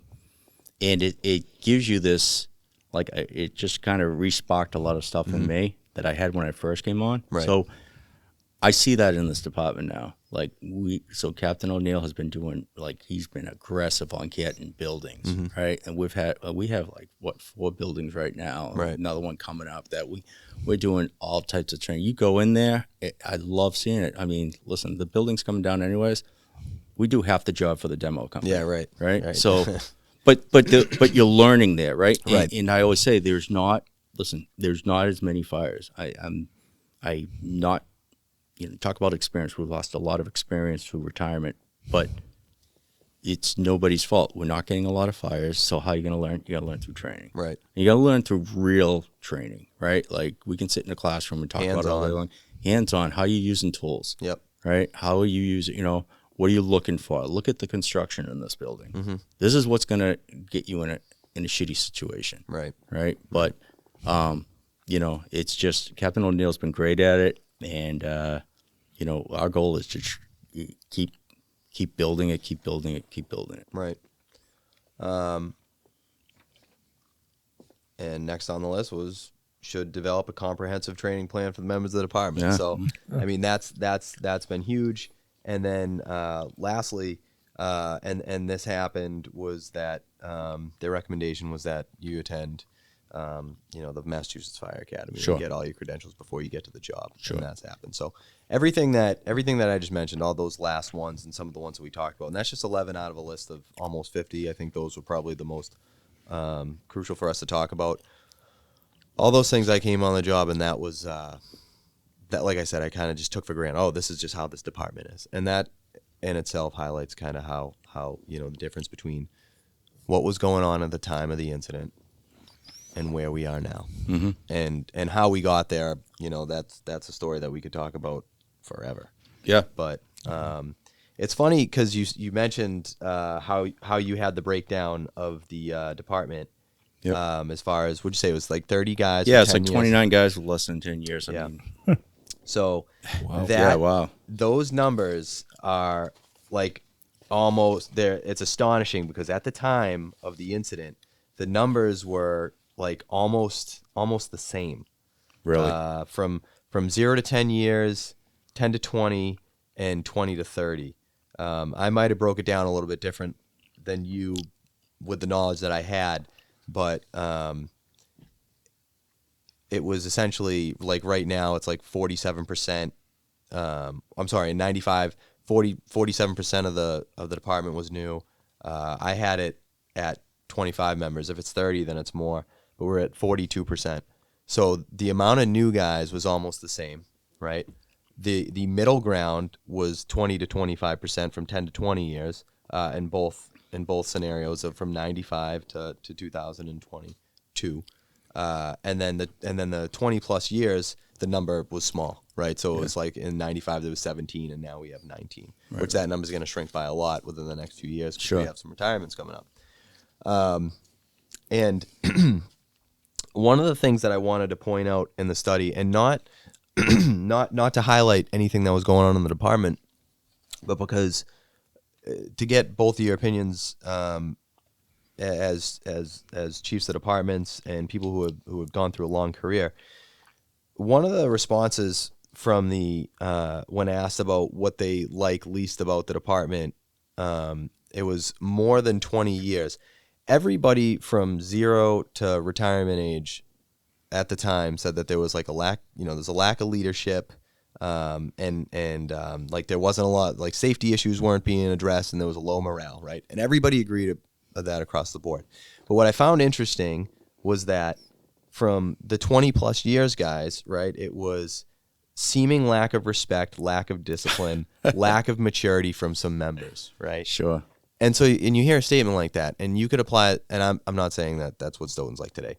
My point is that the guys that have 20 plus years on, right, you're coming in, and you could be these new guys' dads, right? And it's like lack of respect, lack of maturity, lack of everything from the department. And so one of the things that we always talk about in this show, and that's why I found this so fascinating, is one of the things that we always talk about is like, how do we, it seems like there's this new problem in the fire service, right? There's this generational gap, and how do we bridge it? And then I come across this information and I'm like, this isn't a new problem.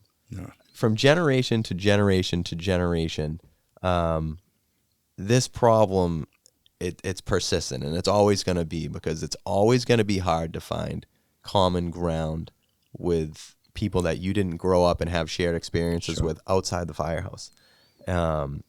And so, Chief, what I'd like to ask you is, at the time in that department, I mean, was there a sense of like these new guys, they think they know everything, or or I mean, was there a like a gap, so to speak, there was a gap, but I thought that because we hung around sociably Yeah. with everybody that we were still the little kids. Yeah, kind of right. thing.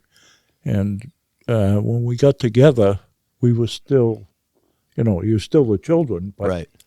you had that going on. I think that you must have found the same thing. What, when I got on? Yeah. And so you're coming from the stark opposite angle, right? Because you're the Right. young guy getting on, Right.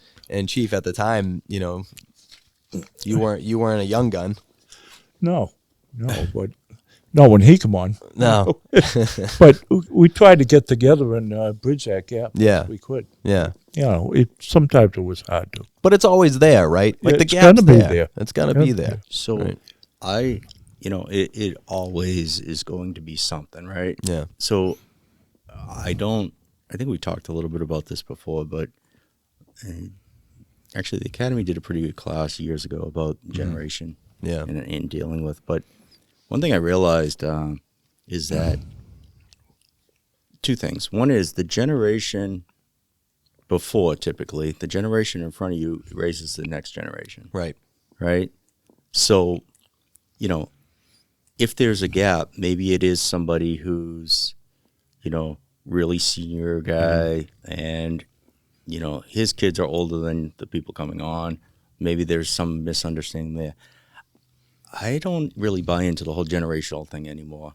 I have seen some really good people on that are just coming in, and I've seen some really poor, work ethics and other on people who have been there 20 years, right? So it comes down to individuality. It's, I hate the blanket thing because it really makes me start to wonder, there's some really young people that are really like, you can trust them, you can give them a job and they'll get it done. And there's others that, they're 20 something years and they're just, don't. I think there's this not excuse. How do I want to say it? There's this, it's almost become a culture, right? Right. Once you get 20 years. Yeah, like we you're gave it a supposed- character. You're Yeah. supposed to bitch about the new guys coming on. Yeah. Right? Yeah. And it's like, if you're not bitching about the new guys coming on, then, Yeah. what's wrong with you? Yeah. It's almost like a rite of passage or Right, something. right, It's like, right, yeah, right. yeah, yeah. But there is like this that animal we aspect of created, it. yeah. It's funny. Jordan Peterson. I don't know whether you listen yeah, to him at all. yeah. So sometimes I listen to him. And Nick's a big fan of Jordan Peterson. So he points out this thing where, and he took it, I think, when he was up in Canada, and he had guys that worked on the pipelines up there, or they went out and did some hard work. But it was really about, and I, my summers I did like roofing, I worked, construction and whatever. And then when you come in and you're like the probie, and you get your balls busted, he pointed it out really well. It's not ball busting. What it is these guys. This was more on a job site rather than. But I put this to the fire ground. These guys are seeing in the firehouse. Are you going to crack? If we give you a hard time, or if we hit you with, like they used to dump water on us, spray us with a hose. They tried to catch me, and I was way ahead of them on that because I already knew. I had some insight. But but what they're doing there is, are you going to break down and cry? Right. If we do this, are you going to? But because if you're going to break down here, you're going to break down on the third floor in a 3-decker. Right. You know what I mean? I need to know that I can trust you. And what a safer place to do it is, go. We used to have to go around and get everybody's coffee order and go down Honeydew and then go to J&I Variety and pick up whatever they wanted and come back. That's what the junior guy did. You just did it every morning, right at the end of truck checks. You went, you took an order. And even if they didn't want something, like you still had to go around, right? So, but everything they're doing is they're building their trust in you, right? And also seeing, can we rely on you? Yeah. And it's a real simple way of doing it. It is, and it probably, again, with the fire service, happened organically, just like transitional attacks, right? Like we didn't know why we were doing it. Yeah. We didn't get into the psychology about it, Yeah. but we did understand that if I can rely on this kid to do this, right, this kid's going to do, like I can trust him when things really go to shit. Right. And you know, and I don't think there's a generation that doesn't have people that can do it, and I don't think there's a generation that there's people that don't do it or don't want to do it. There's always people. I'm not doing that anymore. I'm not doing that. You know, there was also a group. We didn't really have any big military warlike things when, you know, or even when I was in high school or college, right? So that didn't really come back until I was in high school. Right. Well, a little bit prior to high school, but yeah. So it was interesting. There's I don't know. I'm kind of going off topic, but it's interesting because you had military guys who were coming out of Vietnam, right? And that's all they knew was that chain of command, and they knew if you don't follow this order, bad things happen, right? Right. Then you had a group of people that never went into the military. And what was more interesting, and this is a quick little story, is I had a lieutenant, you know, tell me, son, when I tell you to jump, you just ask me how high. You don't question me, right? And I'm like, what? But if you tell me to jump here, I'm going to go, why? If you tell me to jump at a fire ground, yeah, I'll do whatever, you know? Right. And he's like, because I told you, right? Like, that's the way it works in the military. He was never in the military. Right. It was like he didn't even build credibility with that, right? So it's like, I think a lot of senior guys with 20-something years, they feel the need to have to do or to have to, like, complain about the ones coming up. But I think we have to mentor. Yeah. Like, when you walk in there, especially, like, a lot of those guys were like uncles to me, right? Yeah, right. But if you're walking in as a new guy, right, I could just imagine. Let's just take Joe Girolamo, for instance, right? Kind of knew me. I coached him for a long time, but aside from that, didn't really know anybody. Not like, from you're hole coming to in wall, there, yeah. you don't know one. Right. You don't even know what the fire service truly is, right? And you don't know the culture, right? So, you know, what am I going to do, right? And we prove us, and he's going to prove himself every little task he does. Right. And I think that you have to look at it more individually. You can't put a wide thing on it. Oh, this generation sucks. This generation's great. This generation. No, you just got to say, okay, who's this individual and how can we help them get to where we want them? And I don't think we did a good job with that a lot of times. I know we could talk about training. One thing about, I know we're bad at is officer training. And you'll see, like, we just put a new thing out for a new platform for, like, they're called master classes on fires. But we bought that program, and I said, we need officer training. Because, really, you take a test on a Saturday, you top it, you're the lieutenant. Okay, you just went from right in the back seat, now you're in the front seat. Right. Okay, you took fire officer 1, great. Right. But, you know, as far as that, like, that's all the credentials you need to be a lieutenant. Now, that's all well and good if you're running medicals all day. Yeah. Hey, but what a great thing to have, like, so many things squared away that now we can concentrate on. Well, I agree. That other stuff had to get out of the way. And some stuff just gets put on the back burner for one reason or another. Yeah. You know? Yeah. So. One thing, second to last picture, Nick, in the slide we'll bring up. So bringing this kind of full circle to, This one? yeah, bringing us full circle to, you know. Oh, he's got the old pass device on. Yeah, he does. You know what? I wish I recognized that. Portable's probably strapped to his back. Right.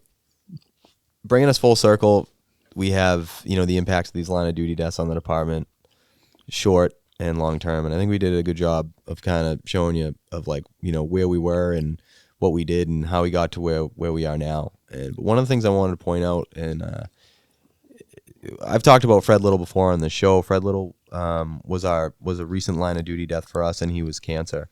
And obviously, if you guys are listening along, you guys know that we had to tech together in here, and it's, you know, one of those things where trying to advocate for everybody, and making guys be an advocate for themselves. This guy, Freddie, he's served the department for, you know, 32 years plus, and retired. And he unfortunately didn't get to. Well, he was disability retired, right? Or no, he was 111F. Yeah, he was went out. Yep. But anyhow, I just want to point out that the after effects of Freddie, we were all taking PFAS and everything serious. Like, you know, ever since I came on, it was like a big thing. And but then Freddie came down with cancer, and so and it just shows how we've come so far, right? And then it was like, boom, now we have this new threat, this new thing that we have to adapt to, right? With these cancer rates and things like that. And we've since Freddie, we've since changed policies and how we run with our gear and things like that. And that's that's an active thing right now, us trying to iron out and figure out everything and how we're going to run with it. But it's just kind of another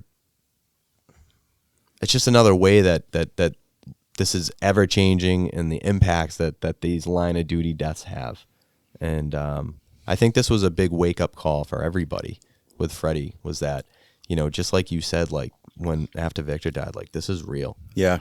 This is real. Yeah. And we're all doing this stuff day in and day out with this gear. And this was a big slap in the face. A big wake up call for everybody about Freddie. And I wanted to bring it full circle and mention Freddie, because, that was only within the last year for us that Freddie passed away. And that was a tough bid for the department. Yeah, I think with Fred, well, do you want to speak on anything? Fred was on your group for a long time, so. No, but I know, but you picked up the ball, I think, a lot with Fred.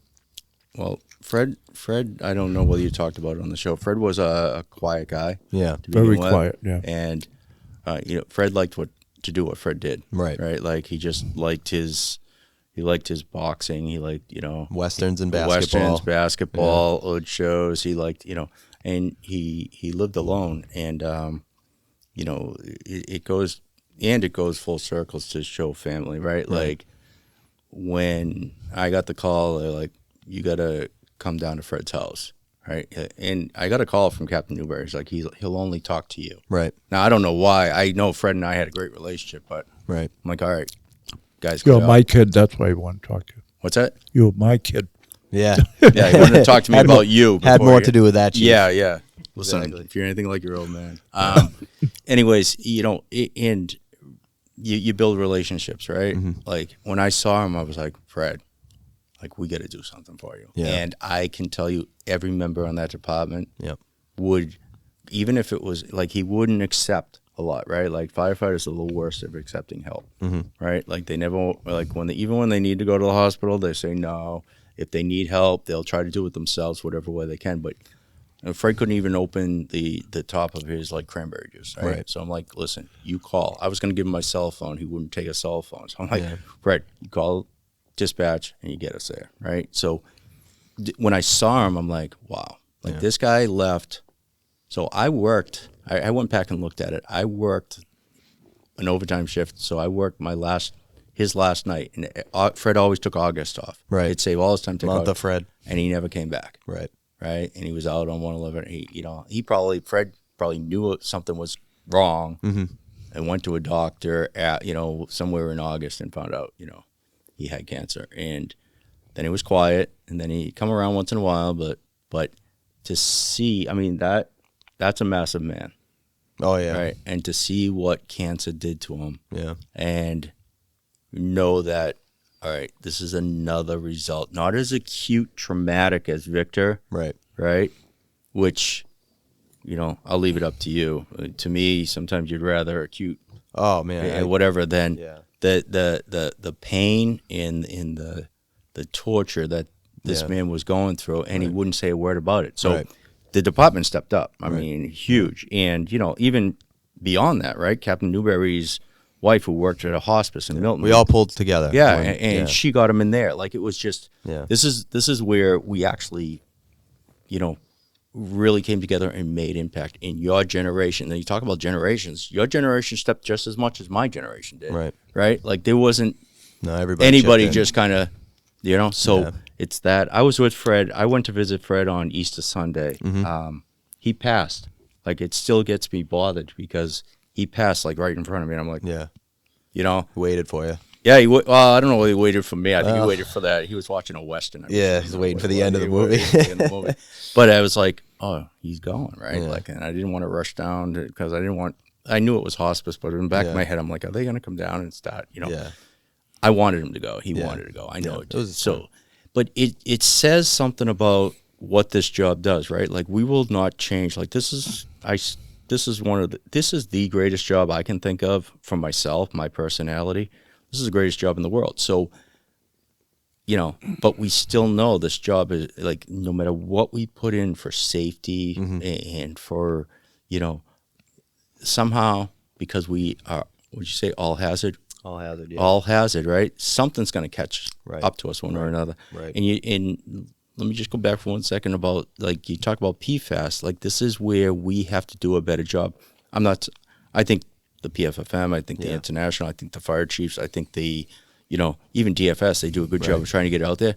But the other day at a finance committee meeting, they have PFAS, high PFAS in one of the, you know, reservoirs in town, like one of the pumping stations, right? And they're pulling it from Harrison's Pond, right? And FinCom asked, you know, well, where's it from? And he was giving, the water department was giving a couple examples. He's like, you know, firefighters, firefighting foam, this, that, and everything else. And a couple of questions came out. Well, is the fire department still using PFAS? Right. Right. Are we still using PFAS? Yeah. Do they still produce PFAS? I'm like, wow, you really need to, like, we were duped just as much as the rest of the world was, right? Like, we didn't know 3M and DuPont were putting this stuff in. Right. You know, I think, and listen, I'm no scientist, but I think that, you know, you heat up in your gear, it's in your gear, right? You're in a fire, you're battling, or multiple calls, but there's PFAS in your gear. Yeah. And it's getting absorbed through you, right? So it's a bioaccumulation. You're right. So it's building up. It's building up, and so we don't even know. We didn't even know. Right. And you know, what can we do to? We put every precaution, and that's why. Yeah. You know, people talk about the new station and stuff. Like, I am like that decon area, right? And having extractors in there, right? And getting that. We bought that SEBA. I don't know what's it called, a Roscoe, whatever, but it washes all the SCBAs, your masks, it'll do helmets, right? Like, we got it. This is my push. Like, listen, would we like to have a new station? That'd be wonderful. Right. But really, we need this stuff. And so this just shows you short, long-term impacts, what this is putting at the forefront of your mind. And as you sit here and talk about it, you say it's your push.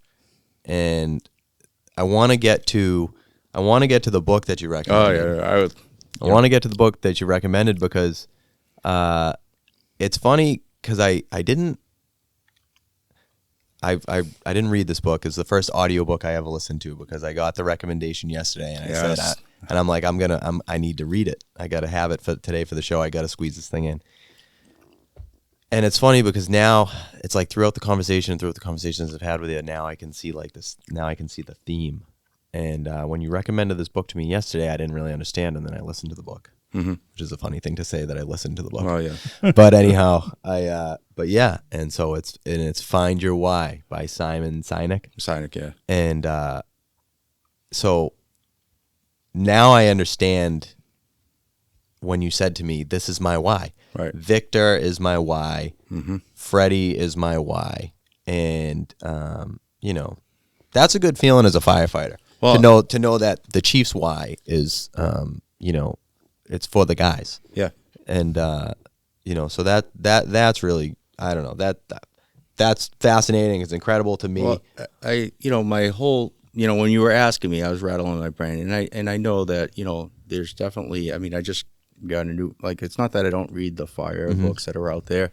I try to listen to them, right? Like, Audible is great, especially this, you know, and I'm sorry for pushing on you. It's like, there's 1,000 things. Like, I'm afraid to look at my emails right now. I'm sure all chiefs hate this freaking thing. But, you know, it really resonated with me because there's tactics, strategies, and all that. But when I read that, and I was like, okay, we got the what's, we got the how's, right? And we're always developing that, all right? But your why is your motivator, right? And, you know, I say it in different ways. I'm like, listen, we've never lost anybody on a medical, right? We're really good at that. But we have lost a guy at a fire. Right. And now we've lost somebody due to cancer. Right. Like, so what, you know, why? Right.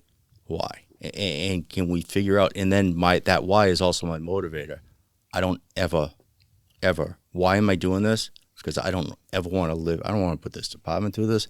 You know, there's a funny. I was talking to my father because and he actually just texted me too. It's funny, but you know, one thing about Victor, right, and Keith, I got close to too. He still calls me Freddie's son, but you know, you talk about family. I was doing a detail over at Gillette, right, and who do I run in? But Chris and Lisa Melendy, Right. like, and it's like, yeah, it was, and I understand, like, my father lost one of his best friend in Vietnam, right, which was tight, but, you know, his platoon lost their guy, but this is losing Victor, like, I still see his kids. Right. Like, Carroll still shows up at things, right? Yeah, she like, actually just popped in a couple weeks ago to deliver us breakfast. As a matter yeah, of fact. and it's amazing. It's like, okay, Victor still shows up, right? And it was important for me to push this message and get, or at least not forget, because this can happen anywhere. It happened in Stoughton, right? Like, it can happen anywhere. And I feel bad for these departments that are running on shoestrings, right? Like, something bad. It's just a matter of circumstances, just like that. Right. And then you really want to fuck up your department? Have something bad like that happen. Yeah. You know, because you probably lose half your guys, right? They'll just, I can't do it anymore. They'll try to stay on board. Right. And then, okay, so Victor is my why. Like, why am I focusing on apparatus placement right now? Right. Like, why am I focusing on, you know, crew integrity, accountability, you know, because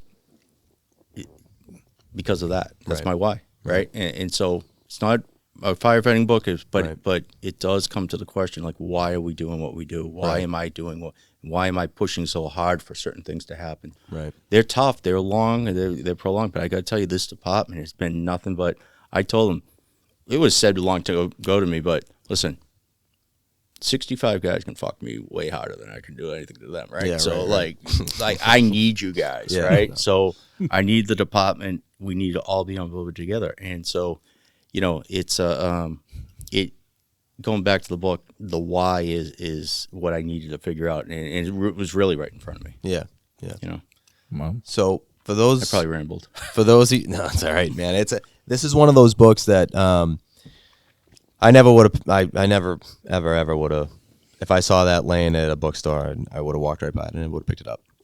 Thanks for the recommendation. We're gonna put that up on our bookshelf, and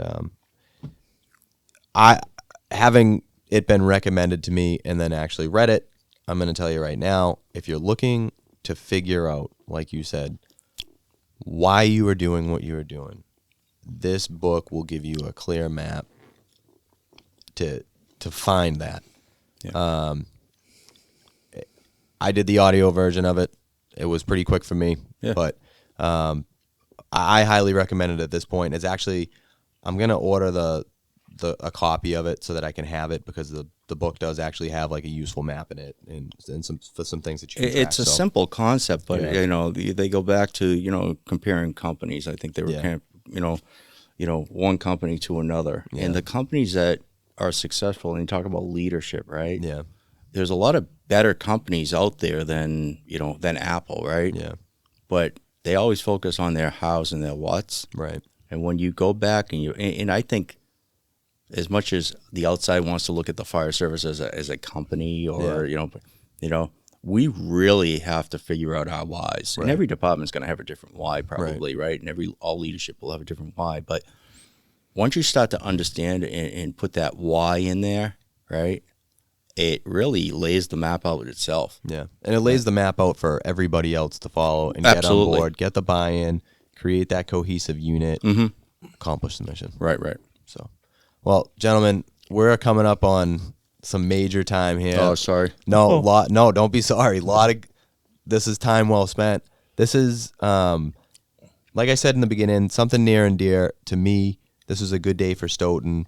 You know, one of the things that we talk about is passing down our history, so that, you know, we know where we came from and we know where we're going. Right, right. And we have this roadmap in front of us. So this was incredible. Chief Carroll, thank you so much for taking time out of your day. Chief Carroll, thank you for, again, coming up here and imparting some wisdom and, you know, bringing us the story of, you know, Victor and, you know, the progression of the Stoughton Fire Department. I will tell you that I'm a proud member of Stoughton Fire Department, and you know, as I said before, I always took some things for granted. After going through these studies and reading and really kind of investing some time in this, it's like it's really easy to see, you know, where we came from and the people that made everything happen. So thank you very much. I want to thank you guys. I just, you know, I started watching JobTlks. Actually, the first one, full one I watched was Lineage. Not Delhi, because I wanted to just give him a hard time. But Yeah. I think what you guys are doing here is absolutely great for the job. Yeah. You're young guys. It's great to see. Again, I go back to it sparks me. And having a forum where you do just sit around and kind of talk.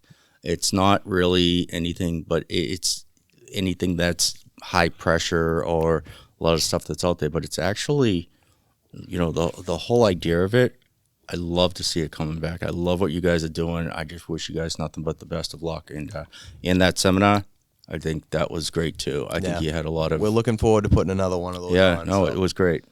Keep up the good work. Appreciate you, Chief. Thanks very much. Guys, thanks again for tuning in. Make sure that if you haven't already, share, subscribe, like, you know, put us up there on social media. We need your help to, you know, keep this message going, keep promoting, you know, culture and tactics, guys. So, all right, with that, JobTlks out.